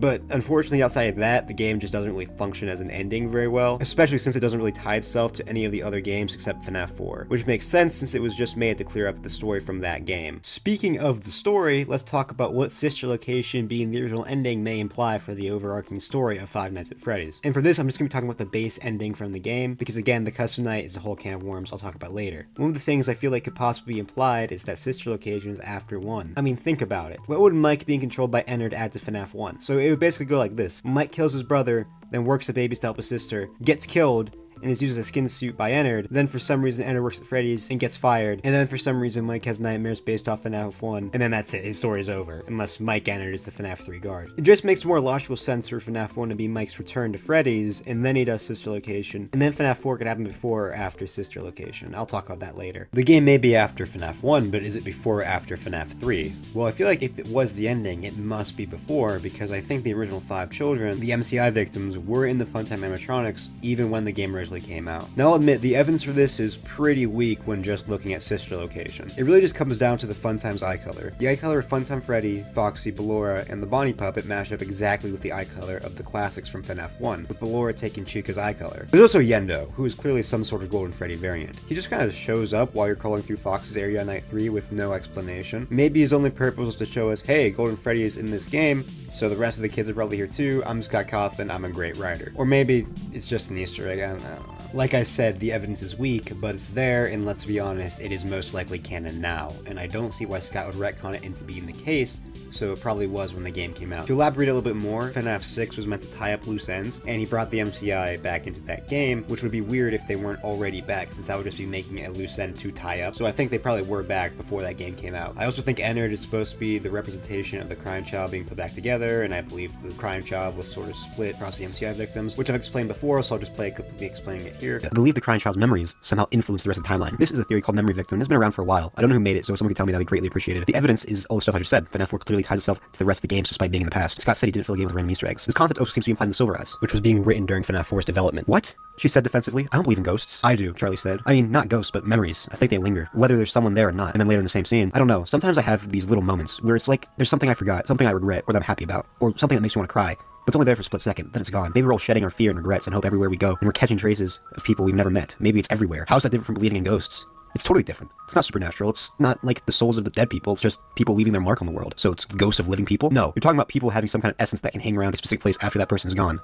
That's a ghost. I think the bite victim left his own mark on the world around him, his memories, and they went on to influence the timeline. Why was Toy Chica missing her beak in FNaF 2? Because when BV was alive, he saw a mini version of Toy Chica without its beak. Furthermore, I'm pretty sure the bite victim's memories are what made up the Happiest Day minigames. There are multiple connections between what the crime child sees during FNaF 4 and the Happiest Day minigames. Just take a look at the graphic on screen. And obviously the most obvious one is the Happiest Day minigame is a reflection of the bite of 83. It seems that FNaF 4 was explaining the weirdness behind the Happiest Day minigames, which I don't think anyone actually cared about, but it's cool, I guess. But not only that, I think we could say the crying child somehow possesses the 5 main animatronics and maybe the puppet, and the missing children are intertwined with his memories. This is a theory called Shatter Victim. Again, if someone can tell me who made this theory, please tell me so I can credit them. This theory poses that the crying child's soul somehow shatters across at least the 5 main animatronics and probably the puppet, because of how similar they look. This theory seems implied in FNaF 3, where we see that the 5 missing children are trapped in Cece's memories, and bringing the memories together frees them and him. Because of later entries in the series, we know the crying child is at least in Golden Freddy. Like Marla said, he was shedding his fear, probably into the Freddy characters, because he considers them his friends. When William killed the children, they possessed the animatronics and became attached to his memories within the characters. It also seems supported in the survival logbook, where Cassidy seems to have the bite victim's memories, as she asks, does he still talk to you on the Fredbear plush page, despite supposedly not being able to know who the Fredbear plush is. If you want further clarification, make sure to check out that video. And I don't know, I just can't see the story ending with the missing children just kind of hanging out in Mike's body forever. It just feels weird for Sister Location to be after 3 with the missing children still in the fun times, meaning they weren't free, obviously. Then again, it could be just soul splitting, I don't know. See, this is why Sister Location just doesn't work as an ending, it leaves way too many loose ends. Anyway, let's talk about what else it could mean for FNaF 3, in particular, the guard in that game. Yep, I'm gonna talk about the FNaF 3 guard again, like I haven't done that enough. While writing this video, I came up with the idea that Mike Ennard went on to become the FNaF 3 guard, which I know sounds kind of weird, but hear me out. Like I talked about a couple minutes ago, the spirits of the missing children were most likely in the fun times since the release of Sister Location. And it would be odd for Sister Location to be after FNaF 3, because that means the missing children were just in the fun times, even though they were supposed to have been set free in FNaF 3. And if Sister Location was the final game, that means that if the game was after FNaF 3, the kids just kind of live in Mike's body forever. But here's the thing, even if Sister Location is before 3, it's still weird because that means the missing children are in Mike's body,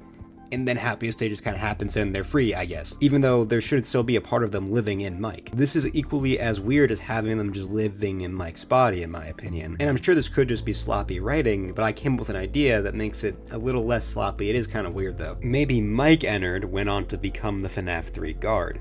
And while there, he did all the Happiest Day shit, and they were set free. I think this is really the only logical way for Sister Location to really work as an ending, and it just makes sense with what FNaF World implies. In one of that game's endings, the Yellow Eyes tells the crying child that the pieces are in place for him, and all he has to do is find them. And these pieces are the Happiest Day minigames that we set up throughout FNaF World. So this implies that the crying child has to find the pieces, right? Maybe he did that in Mike's body with the Ennard and all that, you know? Because you gotta remember, the idea I'm working under is that the crying child is kind of split across all the MCI kids, right? So when they're all put together, he will be put back together as well. And this can explain how the guard sets up the minigames if he does. They can punch into walls and stuff because he's being piloted by ghosts. It also means FNaF 3 is literally the killer versus his victims, which is actually kind of cool. This idea is interesting, I think, although as I'm actually talking about it and like thinking it through, it's definitely not as strong as I thought when I made that community post out of excitement. Like, guys, you don't understand, when I made that community post, I thought I found like the fucking answer to like everything, dude. I don't know what I was thinking. Is it still possible Scott had this in mind when Sister Location released? Yeah, but as of now, it probably isn't canon if it ever was for a lot of reasons. Like how in Mike's speech, he says he has been living in shadows, implying there has been some time between Ennard leaving his body and Mike's speech. But if Mike Ennard was the guard, the speech would only be like a day after Fazbear's Fright burned down. Like, what do you mean you've been living in shadows, dude? It's been like a fucking few hours, dude. What are you talking about? But then again, there is some stuff that could point towards it. I'll probably make an entire video about this idea someday, so just be on the lookout for that. The final thing I want to talk about is what Sister Location being the original ending may imply for the placement of FNaF 4's gameplay on the timeline. I've always believed that Sister Location happened before FNaF 4's gameplay, but after thinking about it in the context of Sister Location originally being the final game, I'm not so sure anymore. Think about it, FNaF 4's gameplay happening after Sister Location, with it originally being the ending, doesn't really make sense, unless the whole Mike Ennard being the FNaF 3 guard idea is true, and Mike has the FNaF 4 dreams during FNaF 3's gameplay, kind of making those games a dual narrative, but I doubt that. I just feel like the more natural progression of the narrative would be FNaF 1, then 4, then Sister Location. Like, let's really think about the FNaF 4 gameplay happening after Sister Location, with it originally being the ending. There's no continuation, okay? So Mike would work at FNaF 1,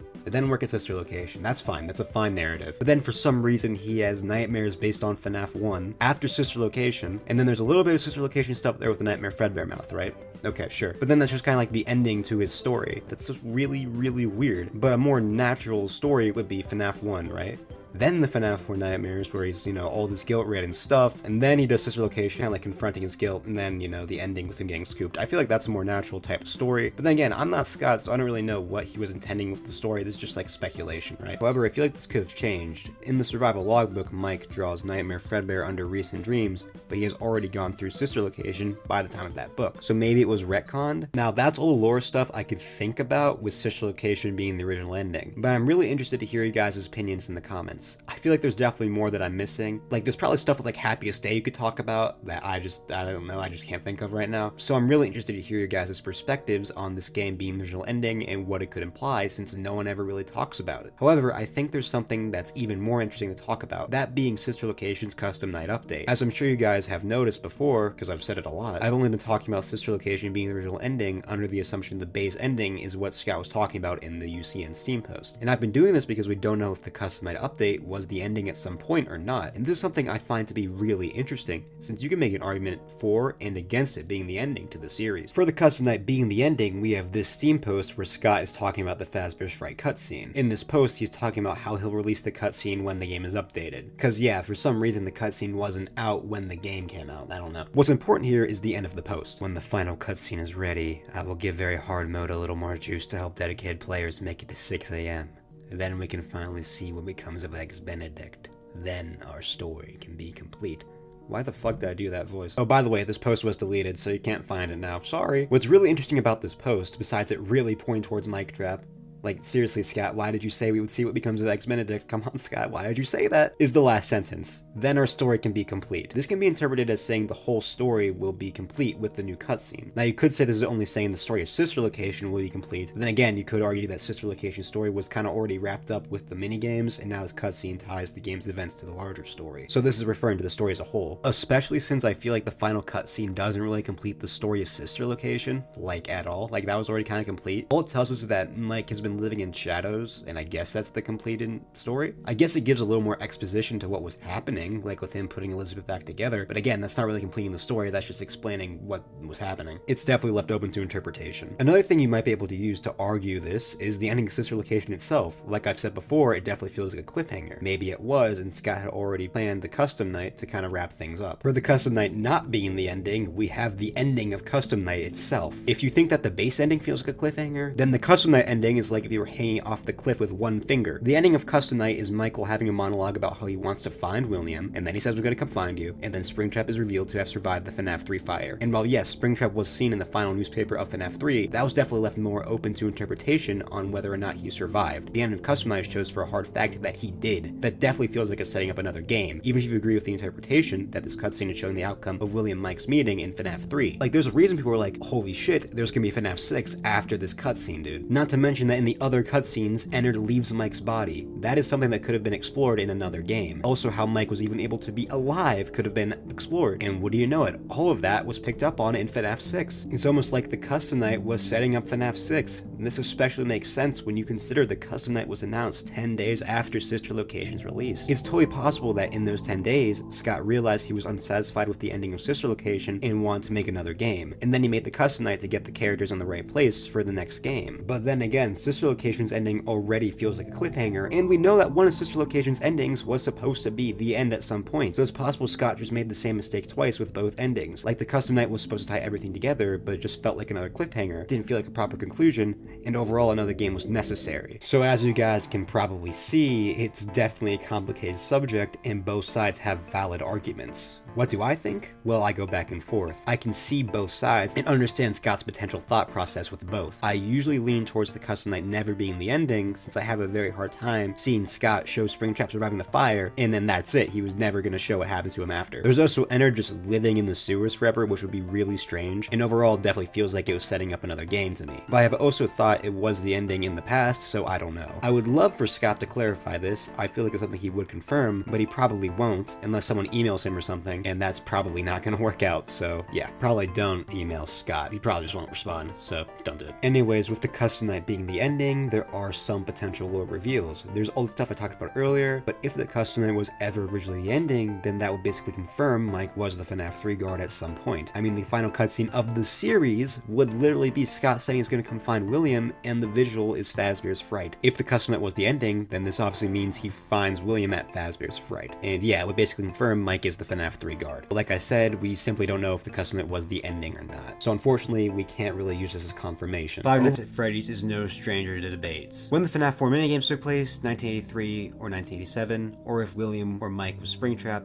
and more that I don't care to mention. However, there is one debate that has grown larger than any of these. That debate is, of course, whether or not the Fazbear's Frights and Tales from the Pizzaplex books are canon or not. For years, the community has begged Scott Cawthon to answer this debate because, straight up, it was not fun, and it seemed like the answer would never come. But somehow it did. Just yesterday, FNaF's Secret of the Mimic released, and it finally ended the book debate, and somehow everyone lost.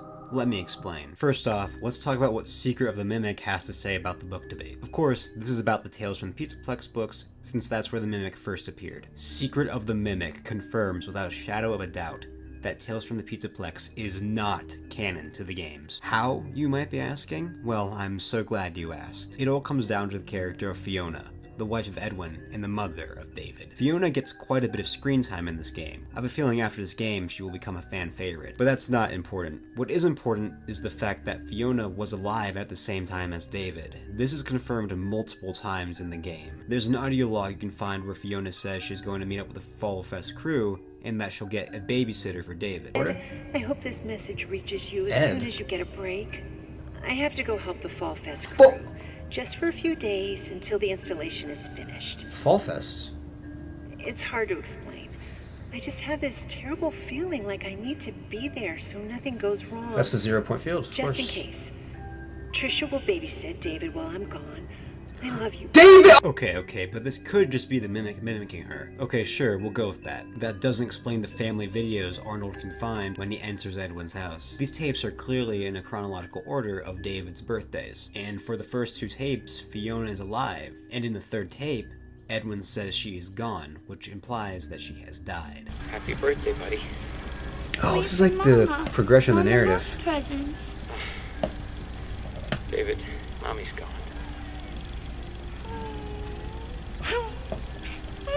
Not all gone, buddy. In a way, she's here. She's with us.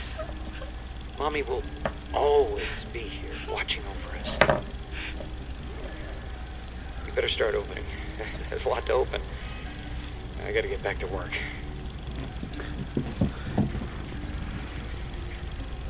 I miss you.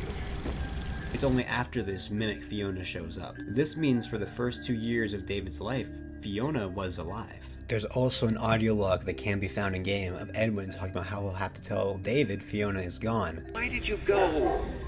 You weren't even supposed to be there. You were supposed to be here, me and David. Oh, how am I supposed to tell David that his mother is gone? How am I supposed to raise a kid on my own? Oh, so she's dead. His life is ruined. He doesn't even sound that messed up about My it. life is ruined. But if David was just a baby or had just been born, he wouldn't have to tell him this since, he's a baby. There's also a family photo of Edwin, Fiona, and David. It's also implied that Fiona died at Fall Fest. There's that audio log I talked about earlier, but also in the Moon.exe game, there's a statue of two people getting married, and the wife is burnt. This game is obviously symbolizing something to do with the Murrays, so it's likely this couple's Edwin and Fiona. And as we know, Fall Fest has had multiple fires, or at least just one big one, so it's possible Fiona died there in the fire. And why does that matter? Well, because a huge plotline in the Mimic story from Tales from the Pizzaplex is that Fiona dies during childbirth. Like literally, while David was being born, she bled to death. This is a major contradiction. And you can't just argue it's a little mistake because it's not. Because it's not just like a little thing, right? That's like a pretty big contradiction between the stories. It's not just something that you just easily mess up. But it's not just Fiona. How about the fact Edwin is heavily implied to have died in the 70s, being killed by M2? Test. Journal entry. M2? Too bad the new power test was a failure. Due to a minor detonation, there is damage to my office interior, as well as a small fire. Note to self, portable cleaner that gets rid of smoke damage. Better yet, a Cleanovac attachment. So this is not Edwin, guys. This is the Mimic. Help! M2! Respond! Emergency! Call for help! Oh shit. Daddy's busy, buddy. Why don't you go outside and play? Please. Oh, is Edwin? I can't move. I can't feel my legs. Is Edwin dead? Speaking of legs, what do you think? I just finished mine. There are still a few kinks to work out. I'm sorry, M2. No, so he did break it. I was always gonna fix you. Please, call for help. M2, respond. Oh, I can't right now, buddy. We can do something fun tomorrow. I promise. Dude, why is he doing this? She's not busy. Is he looking for another David? The framing of this scene definitely feels like it's showing us that Edwin has died. I mean, it's asking M2 for help, M2 isn't giving it, you know, classic evil robot stuff, really. There's also the fact that this whole game started with, oh, Edwin is missing, and then at the end of the game, you would realize, oh, this is what happened to Edwin. This is why he's missing. He died. This is of course a huge contradiction to the books because Edwin doesn't die in those until the Pizzaplex era. Oh, and if you want to see more of my reaction to this game, make sure to subscribe to my gaming channel, Zetto the Gamer, for when I upload that episode of my Secret of the Mimic playthrough. And while you're at it, why don't you subscribe to this channel as well? I'm trying to hit 3.5k before the end of the year, and subscribing will be a massive help. But only if you enjoy the video, and if you want to unsubscribe at any time, you can. Finally, Edwin's father is the one who found the company in Secret of the Mimic. But in Tales, Edwin started it after college. All of this, as well as just like everything with MCM, shows us that Tales is definitely not canon. Especially since Sealwell said they were making Secret of the Mimic at the same time the books were coming out, and they were doing a dual medium with the games and books. How carefully are you putting the books in consideration of Secret of the Mimic? So, you know, Tales of the Pizzaplex had a lot of lore about the Mimic and Edwin. Did you take that for this game? Yeah, you know, we've actually been talking about making this game for a long time, and we were developing the game kind of while these books are coming out. So yeah, I will say it's interesting. Again, I won't go into like the books and all of that, but it's interesting to work kind of in dual mediums. I don't think they were lying. I think Steelwool and Scott made a conscious effort to make the game's story as different from the books to show they aren't canon. Or well, vice versa, I think the book's story was made differently from the games. Like seriously, if they're working so closely with the books, and there's this many contradictions, I think that kind of says something. This, of course, poses the question of why Tales was even written, especially since it seems to fit in the games pretty well, but I'll talk about that later. But something else I want to talk about is an idea going around that actually, Tales is still canon, just the Mimic and Storyteller and Tiger Rock by extension aren't, because Secret of the Mimic retconned them. I doubt this. First of all, from what I can tell, people get this idea from the Star Wars universe.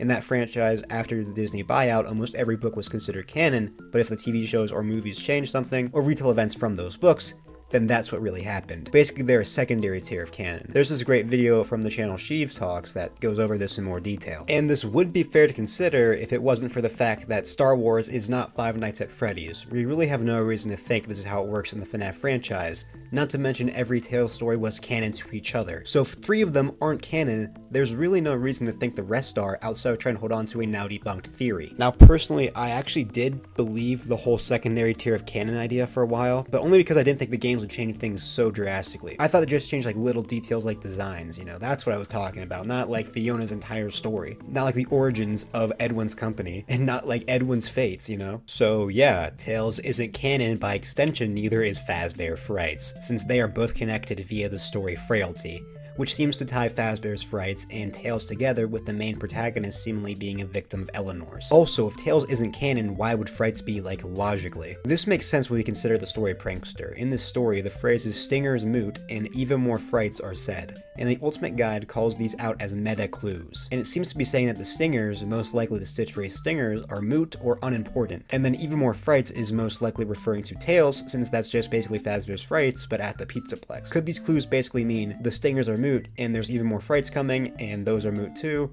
I don't know, it's 5 AM, I haven't slept in 24 hours, I'm just throwing the idea out there. And also, after thinking about it more, the idea of the Stitch line, the theory that only the stories mentioned to and connected to the epilogues of Fazbear Frights are canon, was kinda unfounded. Sure, Scott said that some stories are connected to the games, but this could just mean that they are connected in that they explore concepts from the games. Like Coming Home is connected to the games because it focuses on Susie, a character from the games. So there's really no reason to think that the Fazbear Fright stories aren't canon to each other. And if that's the case, then Frights can't be canon because what we found literally exists. This story is a retelling or adaptation of FNaF 3, but it's so different that there's just no way it can be canon. It's 2 nights, the layout of Fazbear's Fright is different, hell, the name is different, in the story it's called Fazbear Frights with an S, and the building doesn't burn down in the end. Anyways, it seems like Fazbear's Frights and Tales from the Pizzaplex aren't canon. You might be wondering why Scott wrote Tales then if they aren't canon. Well, I don't know. My main guess is the obvious, money, keeping the franchise relevant, for fun, and Tales still helps us solve things from the games, but I'll talk about that later. I'm guessing Scott wrote Tales mainly because he just enjoys writing these stories, or well, making outlines and then making someone else write them. So he kept doing it. He probably thought the community would assume they aren't canon, since at the time the majority of the community thought Frights wasn't canon. I can't say for sure, of course, this is just speculation. So then we won, right? We finally got an answer to the book debate, a debate that has been going on for longer than half of the franchise's lifespan. Well, yes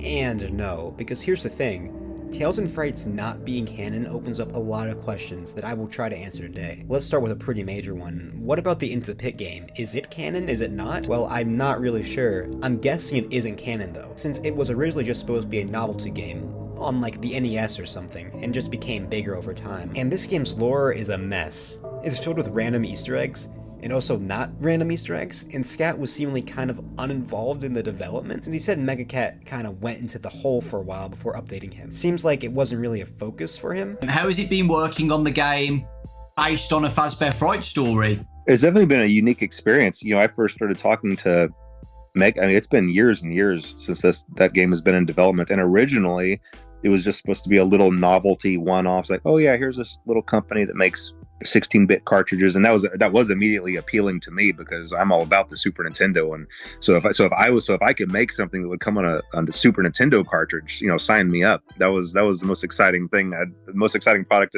I'd ever worked on. It was still just supposed to be a novelty, but as the development went on, everybody was looking at it thinking, this looks pretty good.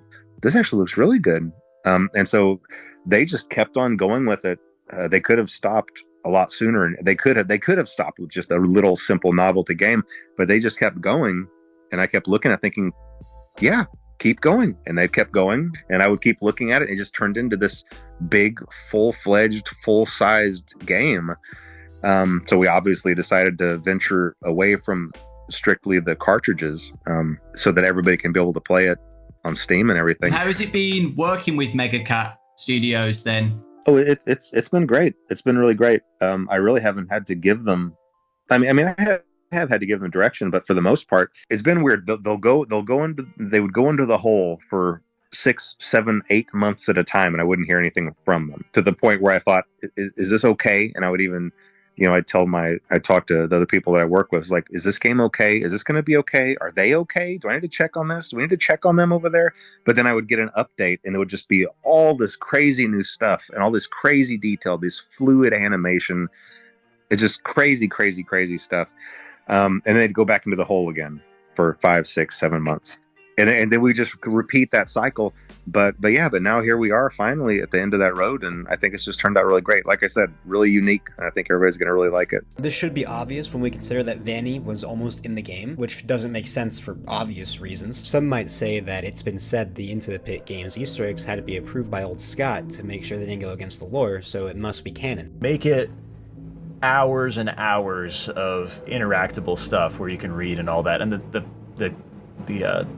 the problem was, as well, you didn't want to put in enough that it either spoiled too much or like it became contrary to the actual lore and all that. But yeah. And that is true, but that doesn't necessarily mean the lore of the FNaF franchise, just the lore of the Into the Pit game. Everything has to make sense in the context of that story. Like, let's talk about the Vanny stuff again. That has to have been removed because not only does Vanessa being alive at the time of the MCI not make sense for the overall FNaF lore, it doesn't make sense for the lore of the Into the Pit game itself. Okay, so the Into the Pit game may not be canon, but what about Return to the Pit? Actually, what about the interactive novels in general? Well, I think The Week Before is definitely canon. It says it's a prequel right on the back, and if one book is canon by that logic, all of them should be, right? Especially since Return to the Pit seems to try to be more accurate to the games with 5 MCI kids instead of 6. So yes, I am arguing that Return to the Pit is more canon than the actual game. Alright, so let's talk about the elephant in the room. What do we use Frights and Tales for now? Because here's the thing, yes, they aren't canon, that seems undeniable, but what is also undeniable is that they are still important to solving the lore. Scott said this about Frights, saying that they fill in gaps from the past, and Tales was most likely written to clear up the story after Security Breach. Even though they aren't canon, that is still clearly the intent. I mean, there's literally a story that basically says, hey, here's what was going on in those experiments in Sister Location,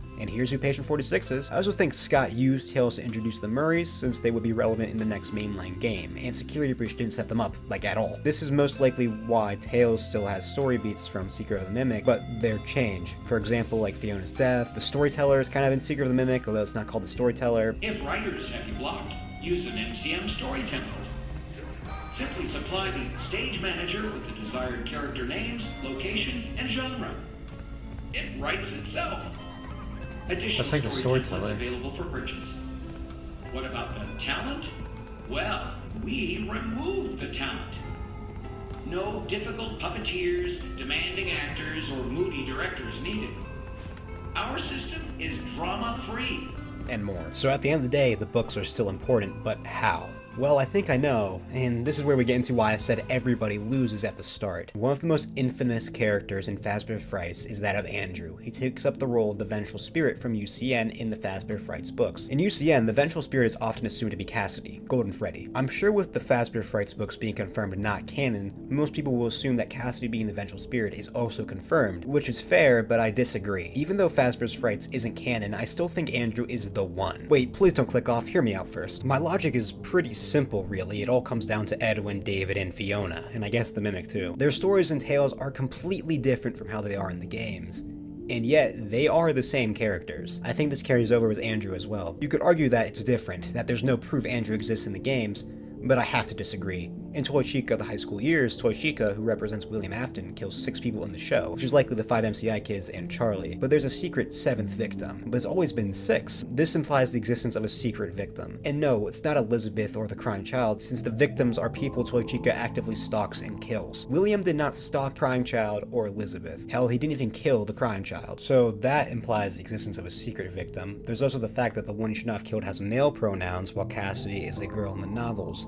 and a character's gender has never changed between continuities, so she is likely still a girl in the games. The main thing to me is all the stuff I talked about earlier with Edwin, though. Him still existing in the games despite having a totally different story leads me to believe that Andrew is probably still canon as the Vengeful Spirit, and I believe Hudson Foster, from what we found, is probably the FNaF 3 guard for similar reasons. Sure, the story of what we found is very different from FNaF 4, but Hudson still has the role of the FNaF 3 guard, like how Edwin still has the role of being the creator of the Mimic. Now, I don't really like the Andrew thing, since that means UCN doesn't really have an ending and goes on forever. Say what you will about Frights, but at least UCN ends there. Maybe not very well, but it does. But notice how I said that Andrew and Hudson are probably canon. That's because I can't say for sure because, well, we have no way of knowing. It's totally possible that Edwin and his family are a unique case and they're canon while Andrew isn't. Especially since, let's be honest, so much in UCN seems to be pointing towards Golden Freddy as the one. And this is why I said, ultimately, everyone lost when Secret of the Mimic confirmed the book debate. Sure, the debate is over, but now we don't know what to do with the books. We don't know how to use them, what level of importance they hold. And that's kind of ironic in a way that everyone lost in this huge debate. So please, let me know in the comments what you think. I'm genuinely curious, since I feel like now one debate has ended, another will soon begin. And also, I want to talk about the idea of Frights reboot and Tales reboot real quick. From what I can tell, it's the idea that the Mega Cat games and Steel Wool games are rebooting Frights and Tales to make them work in the game timeline. And I disagree. First of all, I don't even think the Into the Pit game is canon, and Secret of the Mimic is so different from Tales, I don't think it was ever intended to be a reboot of the story in my opinion. I think what happened is that Tales was maybe Scott setting up the Mimic's origin, or just a fun AU, or like they're just taking elements from the books, I don't know. But I'm just gonna have to say I don't think the reboot theories are correct. I just think Tales and Frights just aren't canon, and were never canon. The final thing I want to talk about is this note that has been found in Secret of the Mimic. It's written by Fiona, and here's what it says. Memory, error, detail, report. We were expecting. There were complications. Consciousness was lost for an undetermined time. Once I woke, we were all together and happy, a family, but something was wrong. I felt wrong somehow. Was I me? I would never sleep again. Corrupted file suspected. Please advise. So this note was most likely written by Fiona, or like F10, whatever the fuck. And it says that they were expecting and there were complications. This sounds like a pregnancy gone wrong. And since she says consciousness was lost for an amount of time, and she's writing this as M1, or well, technically we don't know if Fiona's possessing M1. It could just be the Mimic mimicking her, but it doesn't matter either way, since it would still think it is Fiona. Since she is the robot, and she says she felt like something was wrong, it seems like she's implying she died at childbirth, right? But this game straight up debunks that. So what's going on here? Well, the idea going around is something called Tales Dreams. Basically, the Mimic's story was a dream Fiona had when she died, or that the Mimic had sometime. She dreamed that she died at childbirth, but woke up and everyone was together again, but now she's a robot. Oh no, she'll never sleep again. Do I think this is canon? No, probably not. I think it might just be a reference to Tales, but I doubt she dreamed the story or anything. It's possible though, I guess. So to basically summarize, Tales and Frights are not canon, but they fill in blanks from the games and are important for understanding the story. They show us who Patient 46 is, they explain the FNAF 4 experiments, they tell us the FNAF 3 guard is a random person, and they show us that Andrew is the vengeful spirit. This is maybe the worst possible outcome, since the concepts are canon, but the books aren't, so you have to read these non-canon books just to pick up on the few concepts they explain. Let me know what you guys think now that this horrible debate is over. I'm disappointed I was wrong, since I did think they were canon, and honestly I feel like I'm so surprised Tales isn't in particular, because like Fazbear's Frights, I get that if you think like they're not canon, before all this, right? But Tales, I just felt like it was so obviously like intended to be canon, but obviously I was wrong, and people have been calling out inconsistencies for years. You know, I just thought they were mistakes, but I guess they weren't, so yeah. I think I'm mostly disappointed Scott kept this debate going on so long though, since he does know about it. He's even joked about it before. Like, he made people, not me, get attached to these versions of the characters for years, only to basically say, hey, that's not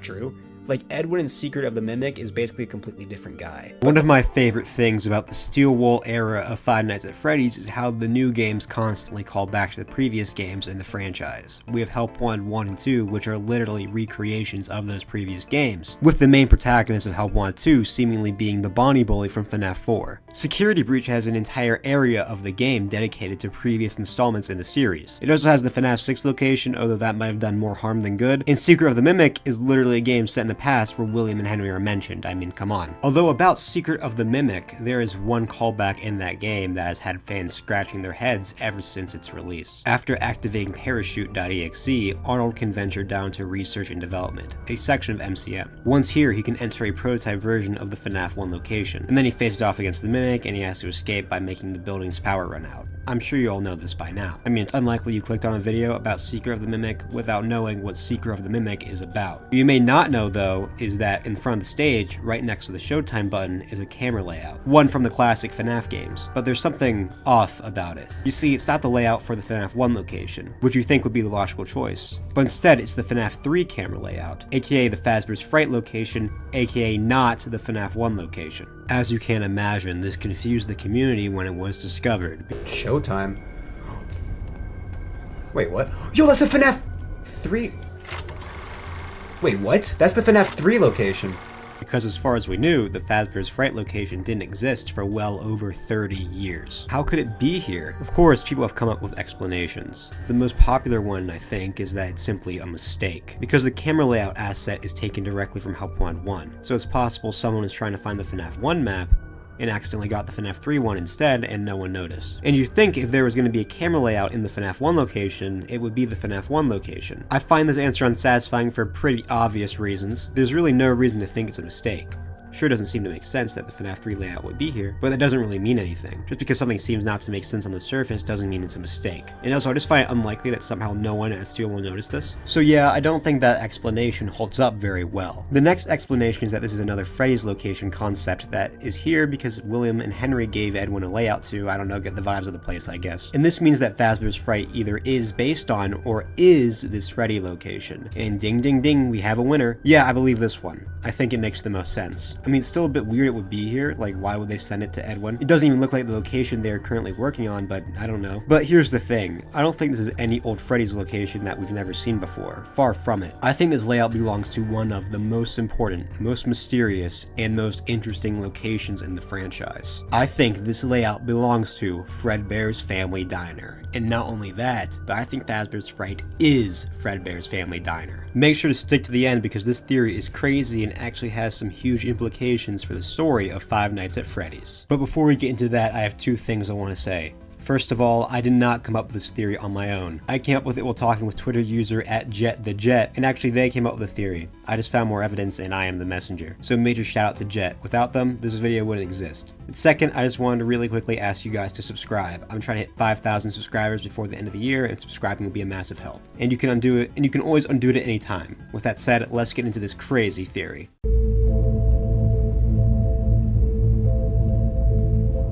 Now you might be wondering, Zeto, what makes you come to the conclusion that this is Fredbear's and not some random Freddy's location? Well, the first thing we can use is basic logic.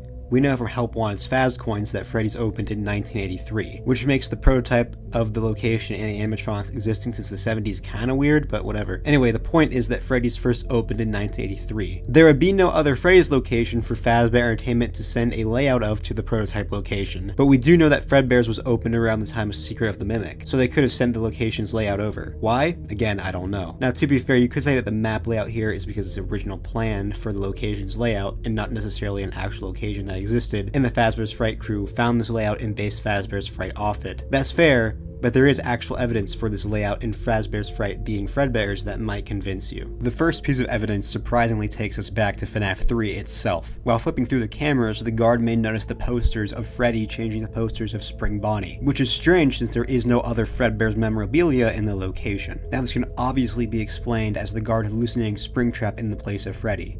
I mean, I'm pretty sure the posters can appear before Springtrap shows up, but that could just be a gameplay thing. But there's also a chance that this picture on camera 4 can change to a drawing of a cupcake, and an even rarer chance that this drawing can change to that of a golden cupcake. We have never seen a golden cupcake at Freddy's before, meaning it most likely comes from Fredbear's, and it would fit since Fredbear's is where Golden Freddy comes from. You know, it has the whole golden kind of vibe. That's not confirmed or anything, but it's very likely that this golden cupcake comes from Fredbear's. I mean, where else would it come from? So there's two rare posters that are most likely connected to Fredbear's, Spring Bonnie, and a golden cupcake, and they both show up only in Fazbear's Fright. Another minor piece of evidence is the fact that the way of accessing the Stage 01 minigame is by clicking in the walls of the building, and the Stage 01 minigame takes place in Fredbear's Family Diner. This isn't like how you access the other minigames where you click on posters or cupcakes or Shadow Bonnie, things that could have been and probably were taken to the location. No, here you're interacting with the building itself, and it brings you to a minigame of Fredbear's. So you go to Fredbear's when you interact with the building itself. This could definitely be connecting the actual location of Fazbear's Fright to Fredbear's. Especially when you consider the way you get each Happiest Day minigame is connected to the minigame itself. For BB's Air Adventure, you get the minigame by clicking on a poster of BB. For Mangle's Quest, you click on an arcade. And we know thanks to Security Breach that Mangle's Quest is an actual arcade game in universe, so this is likely Mangle's Quest that we're interacting with. The way you get Chica's Party is by clicking on Shadow Cupcakes that show up throughout the location. The cupcakes also appear in the minigame itself, and the way you get the Shadow Bonnie minigame is by clicking on Shadow Bonnie. The only odd one out would be Stage 01, unless interacting with the building is supposed to be our connection to the minigame. And the evidence doesn't stop at FNaF 3. Well, obviously, because I said evidence from Secret of the Mimic, but there's other games too. Let's talk about Five Nights at Freddy's 4 and FNaF World now, because they are surprisingly important to this theory, especially the character of the Crying Child. You see, in FNaF 4 we play as the Crying Child during his last week alive, and the central location of these minigames we play as him in are Fredbear's. It's literally right next to his house. What's important to us are the little details we can notice while exploring the Crying Child's house, the street route outside Fredbear's and his house, and Fredbear's itself. A broken mangled toy in his sister's room, a kid holding up a balloon that is in a similar color palette to the Balloon Boy sprite seen in BB's Air Adventure, the mini toy Chica, the shadows of Fredbear and Spring Bonnie, and of course, Fredbear's being a reverse of the Happiest Day minigame, and probably more I'm forgetting. These all seem to be connections to the Happiest Day minigames. Keep all of this in mind. Anyway, then the Crying Child gets bit, and was that the bite of 87? I will put you back together, blah blah blah, onto FNaF World. FNaF World starts off with the player in a dark void as a pair of yellow eyes continues the speech from the end of FNaF 4, which means they are most likely talking to the Crying Child. I mean, why else would they be continuing the speech? After that, they put into the game and blah blah blah. If the player waits to hit the done button while talking with Fredbear, he will turn into a glitchy version of himself known as Glitch Bear. He will tell the player to find a set of clocks, telling us they are breadcrumbs to help him find his way. Who is him? Well, wait like 30 seconds and I'll tell you. The player finds the clocks and may notice that they are actually setting up the Happiest Day minigames from FNaF 3. Putting Balloon Boy in a box. Stepping on buttons, I'm not really sure what's going on here. Putting cupcakes in boxes. Picking out the 395428 code. And putting Shadow Bonnie in a box. Holy shit, there are a lot of boxes here. Could that be a connection to the FNaF 4 box? I mean, there is that PNG of the box open in the files. Video for another day. After doing all this, the player can once again be met with the yellow eyes, who says, "We are still your friends. Do you believe that? The pieces are in place for you. All you have to do is find them. Rest." This means that the breadcrumbs we've been setting up the whole game, the Happiest Day minigames, are pieces set up for the Crying Child. and they are most likely based on his memories of things he saw during his last week alive. That's why I called them all out during the FNaF 4 section. It's a whole complex thing, so make sure to check out this video where I talk about it. Now you might be wondering what any of this has to do with Fazbear's Fright being Fredbear's. Well, it's pretty simple, at least to me. If the Happiest Day minigames are based on the crying child's experiences in Fredbear's, and we play these minigames in Fazbear's Fright, maybe that could imply some sort of connection. Now of course, the crying child is not only connected to Fredbear's and Fazbear's Fright.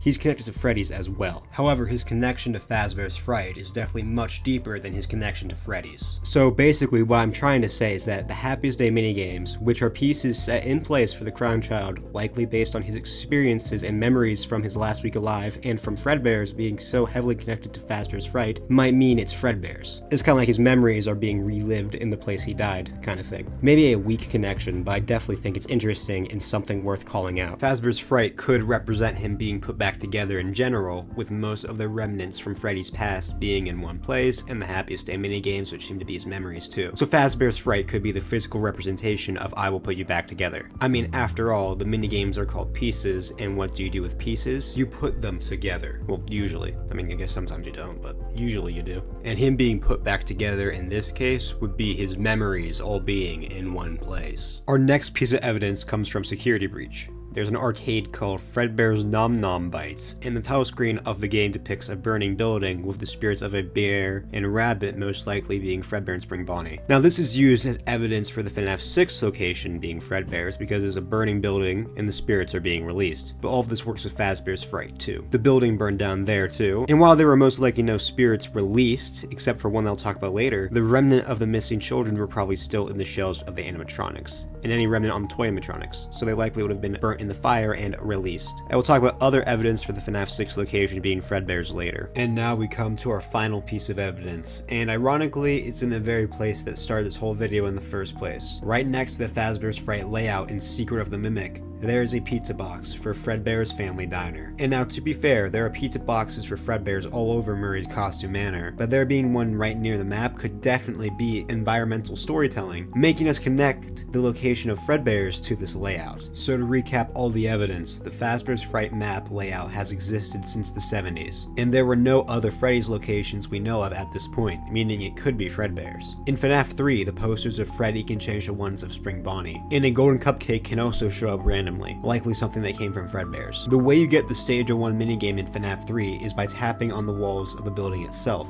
unlike the others where you click on things that were likely brought to location and Shadow Bonnie. It should also be noted that the way you get every other minigame is connected to the minigame itself. Both of these could be implying that Fazbear's Fright and Fredbear's are connected, maybe being the same location. FNaF 4's Crying Child is heavily connected to both Fredbear's and Fazbear's Fright, more than any other locations in the franchise. The Happiest Day minigames are also breadcrumbs for him, and they seem to be based off his memories of Fredbear's, so them reappearing in Fazbear's Fright could imply a connection between the location and Fredbear's. Security Breach has an arcade game based on Fredbear's that shows a burning dyer with spirits being released, meaning a fire possibly happened there and spirits were released, meaning Fredbear's is likely the FNaF 6 location or Fazbear's Fright. And finally, rounding back to the very thing that sparked this theory, there is a Fredbear's pizza box right next to the layout of the FNaF 3 location. So now with all the evidence collected, I think we can hopefully agree that this is a pretty solid theory. However, there are problems for sure. The biggest problem in my opinion is the actual layout of Fazbear's Fright itself. Let's just take a look at it. It's all just hallways and there's no extra rooms. Yeah, this isn't what I think of when I think of a restaurant layout. I mean, sure, we've never seen Fredbear's before, so it could look like this. Sure, but I mean, come on. And yeah, I do think it's a problem.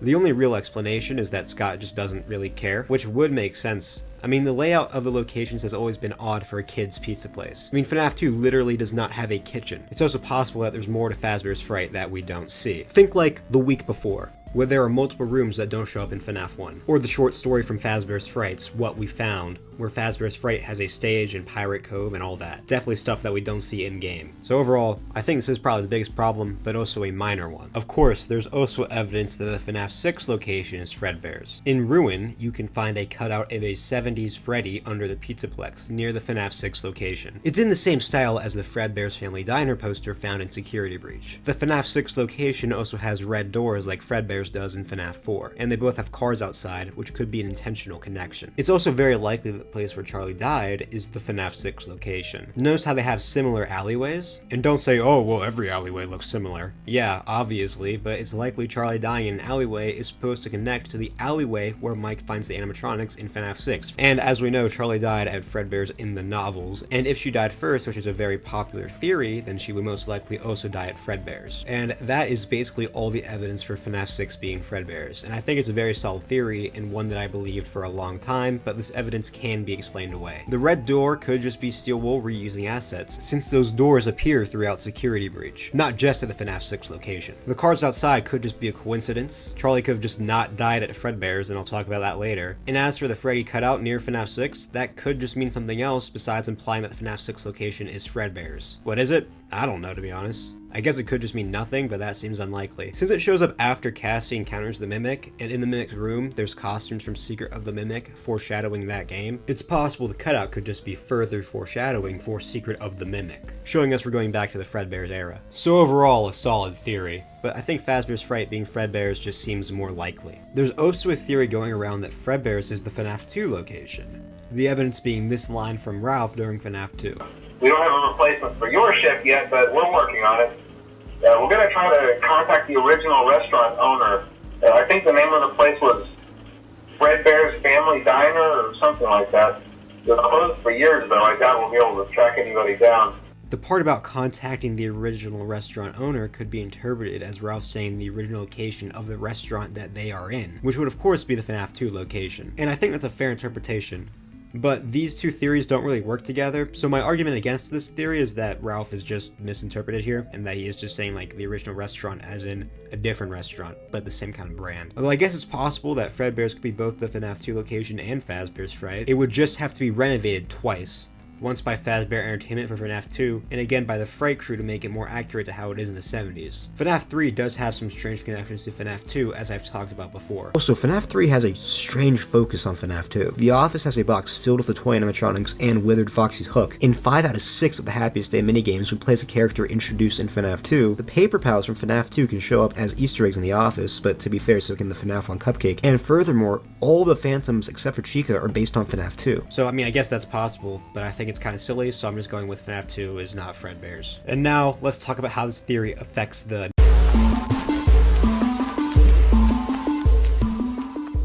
because it surprisingly has some major implications for the story. Let's start with one I alluded to earlier, that being where Charlie died. If the FNaF 6 location is supposed to be the same as where Charlie died, it can't be Fredbear's because it's Fazbear's Fright and it burned down under this theory. That she couldn't have died at Fredbear's, meaning she died at Freddy's. And the bear and take cake to the children is Freddy and not Fredbear. And that would imply the FNaF 6 location is actually a Freddy Fazbear's Pizza. Which one? Well, that depends on if you believe she died during FNaF 2 or not. If you think she did, then FNaF 6 would be the FNaF 2 location. If you think she died before, then it's likely she died at the FNaF 1 location. Meaning FNaF 6 would be ending where it all began. Not the story, because that would be Fredbear's, but rather the FNaF 1 location, the first location we ever visited in the franchise. Or she could have died at some random Freddy's we've never seen before, which will be pretty boring, but it's possible. That would imply Charlie died after the crying child. However, it's possible that Freddy's and Fredbear's were open at the same time, meaning she doesn't necessarily have to die after the crying child. Although as far as I'm aware, it's never actually implied that Freddy's and Fredbear's were open at the same time, and I think it's much more likely to open after the bite. I mean, why would they confirm that Freddy's opened in 1983 if it wasn't related to the big event that happened in 1983? You know, the bite at Fredbear's, which likely would have closed the place down. Why not have it open in like 1982 or something if they were supposed to be open at the same time? Meaning she would probably die after the crying child, I think. Another thing that Fazbear's Fright being Fredbear's could imply is that Mike is the FNaF 3 protagonist. This really isn't an evidence thing, but more of a narrative thing, so not as important. From like a theorizing perspective, obviously the narrative is important, guys. I'm not saying the narrative isn't important or anything, I just want to make that clear. If Fazbear's Fright is Fredbear's and both William and the crying child are there, then it only makes sense for Mike to be there as well, especially back when FNaF 4 was the final game. Because I do think if this theory is true, it was probably the intention since FNaF 3 do all the Happiest Day stuff. It also seems like FNaF 4 is almost a FNaF 3 prequel in particular, with many connections between it and Happiest Day that I talked about earlier. So it makes sense for Mike, one of the most important characters in FNaF 4, to also be in FNaF 3. Like I said, this isn't an evidence thing, but I think it's an interesting potential connection, especially considering that Shadow Freddy, William, and the crying Crying Child, 3 of the most important characters to FNAF 4 are in FNAF 3 as well. Well, the Crying Child doesn't literally show up, but he kind of haunts the narrative of that game. I just thought it was something to call out. And the final thing I think Fazbear's Fright being Fredbear's could imply for the narrative is that the Crying Child may have been set free during FNAF 3. I mean, think about it. If Fazbear's Fright is Fredbear's and the whole thing is CC's memories are stuck there, and Fazbear's Fright is almost supposed to represent his memories being put back together, at the end of the game it burns down, maybe the building burning down represents the Crying Child being free and his memories being free. This can explain why he is never mentioned in FNAF 6 despite it being the final game. Scott wasn't just trying to be mysterious, him never being mentioned is supposed to tell us that he isn't relevant to FNAF 6.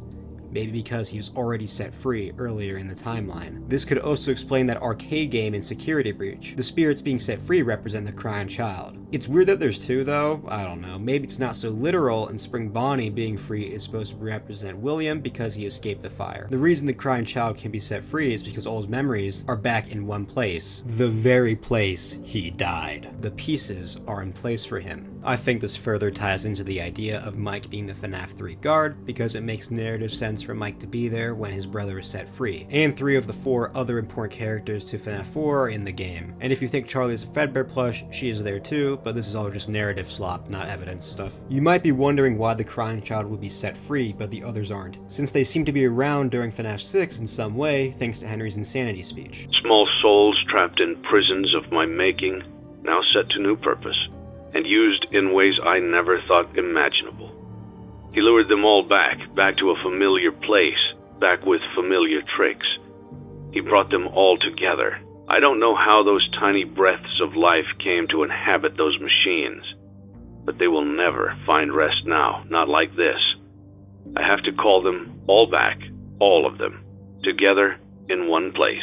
Well, it's because I think all the breadcrumbs for the Crying Child were in one place, Fazbear's Fright, while the other souls were split if you believe that they're in Molten Freddy, which I think they are, but they would also be in the shells in Fazbear's Fright. And we know they're most likely in the shells in some way because they're able to attack William in Follow Me, which they shouldn't be able to do if they were just in the Funtime animatronics. Or maybe some soul projection stuff, which is possible, I guess. Overall, I think the Crying Child being set free here is probably the biggest implication for the narrative, since it changes what Fazbear's Fright is to the story. It not only represents Freddy's history and is basically a location full of trophies for William, but it also represents the Crying Child being put back together. It also gives us a much better ending to the Crying Child's story than FNAF 6 would be. Because while yes, he could be set free during FNAF 6, so much other stuff is going on in that game and he's just never mentioned. While in FNAF 3, he's connected to the Happiest Day plotline, which is one of the 2 main plotlines in that game, besides William's return. So overall, I think this theory is pretty solid, and I think it elevates the narrative amazingly. Even if Fazbear's Fright isn't literally Fredbear's, but rather a building built based on it, which is possible, I guess, but I think it just being Fredbear's makes more sense. This theory makes what was already my favorite location in the series just so much cooler. I already like the fact that Fazbear's Fright had all of Freddy's history, and it being in Fredbear's, the very first location, just gives it so much more aura. I also think this is an appropriate place for the Crying Child's story to end if it is Fredbear's. And if he's set free there, it's possible he's not. Now, I did really like the FNAF 6 location being Fredbear's, but I think it being the FNAF 1 location is also a cool idea. It's like what FNAF 3 would have been. It ends at the beginning, but in a different way, which is really cool. And if the missing children are set free in FNAF 6, then them being set free in the location they were killed is neat and a potential parallel to the bite victim if he is set free in FNAF 3 and it's Fredbear's. The idea of the FNAF 6 location being the FNAF 2 one is weird though. I don't really mess with that too much. Or it being random Freddy's location, but those are also possible. So yeah, I really like this theory. I think we should call this theory Fredbear's Fright, as it's a reference to that fan game, Fredbear's Fright. I think that could be cool. Let me know what you think of this theory down in the comments, and make sure to like and subscribe, and I'll see you guys in the next video.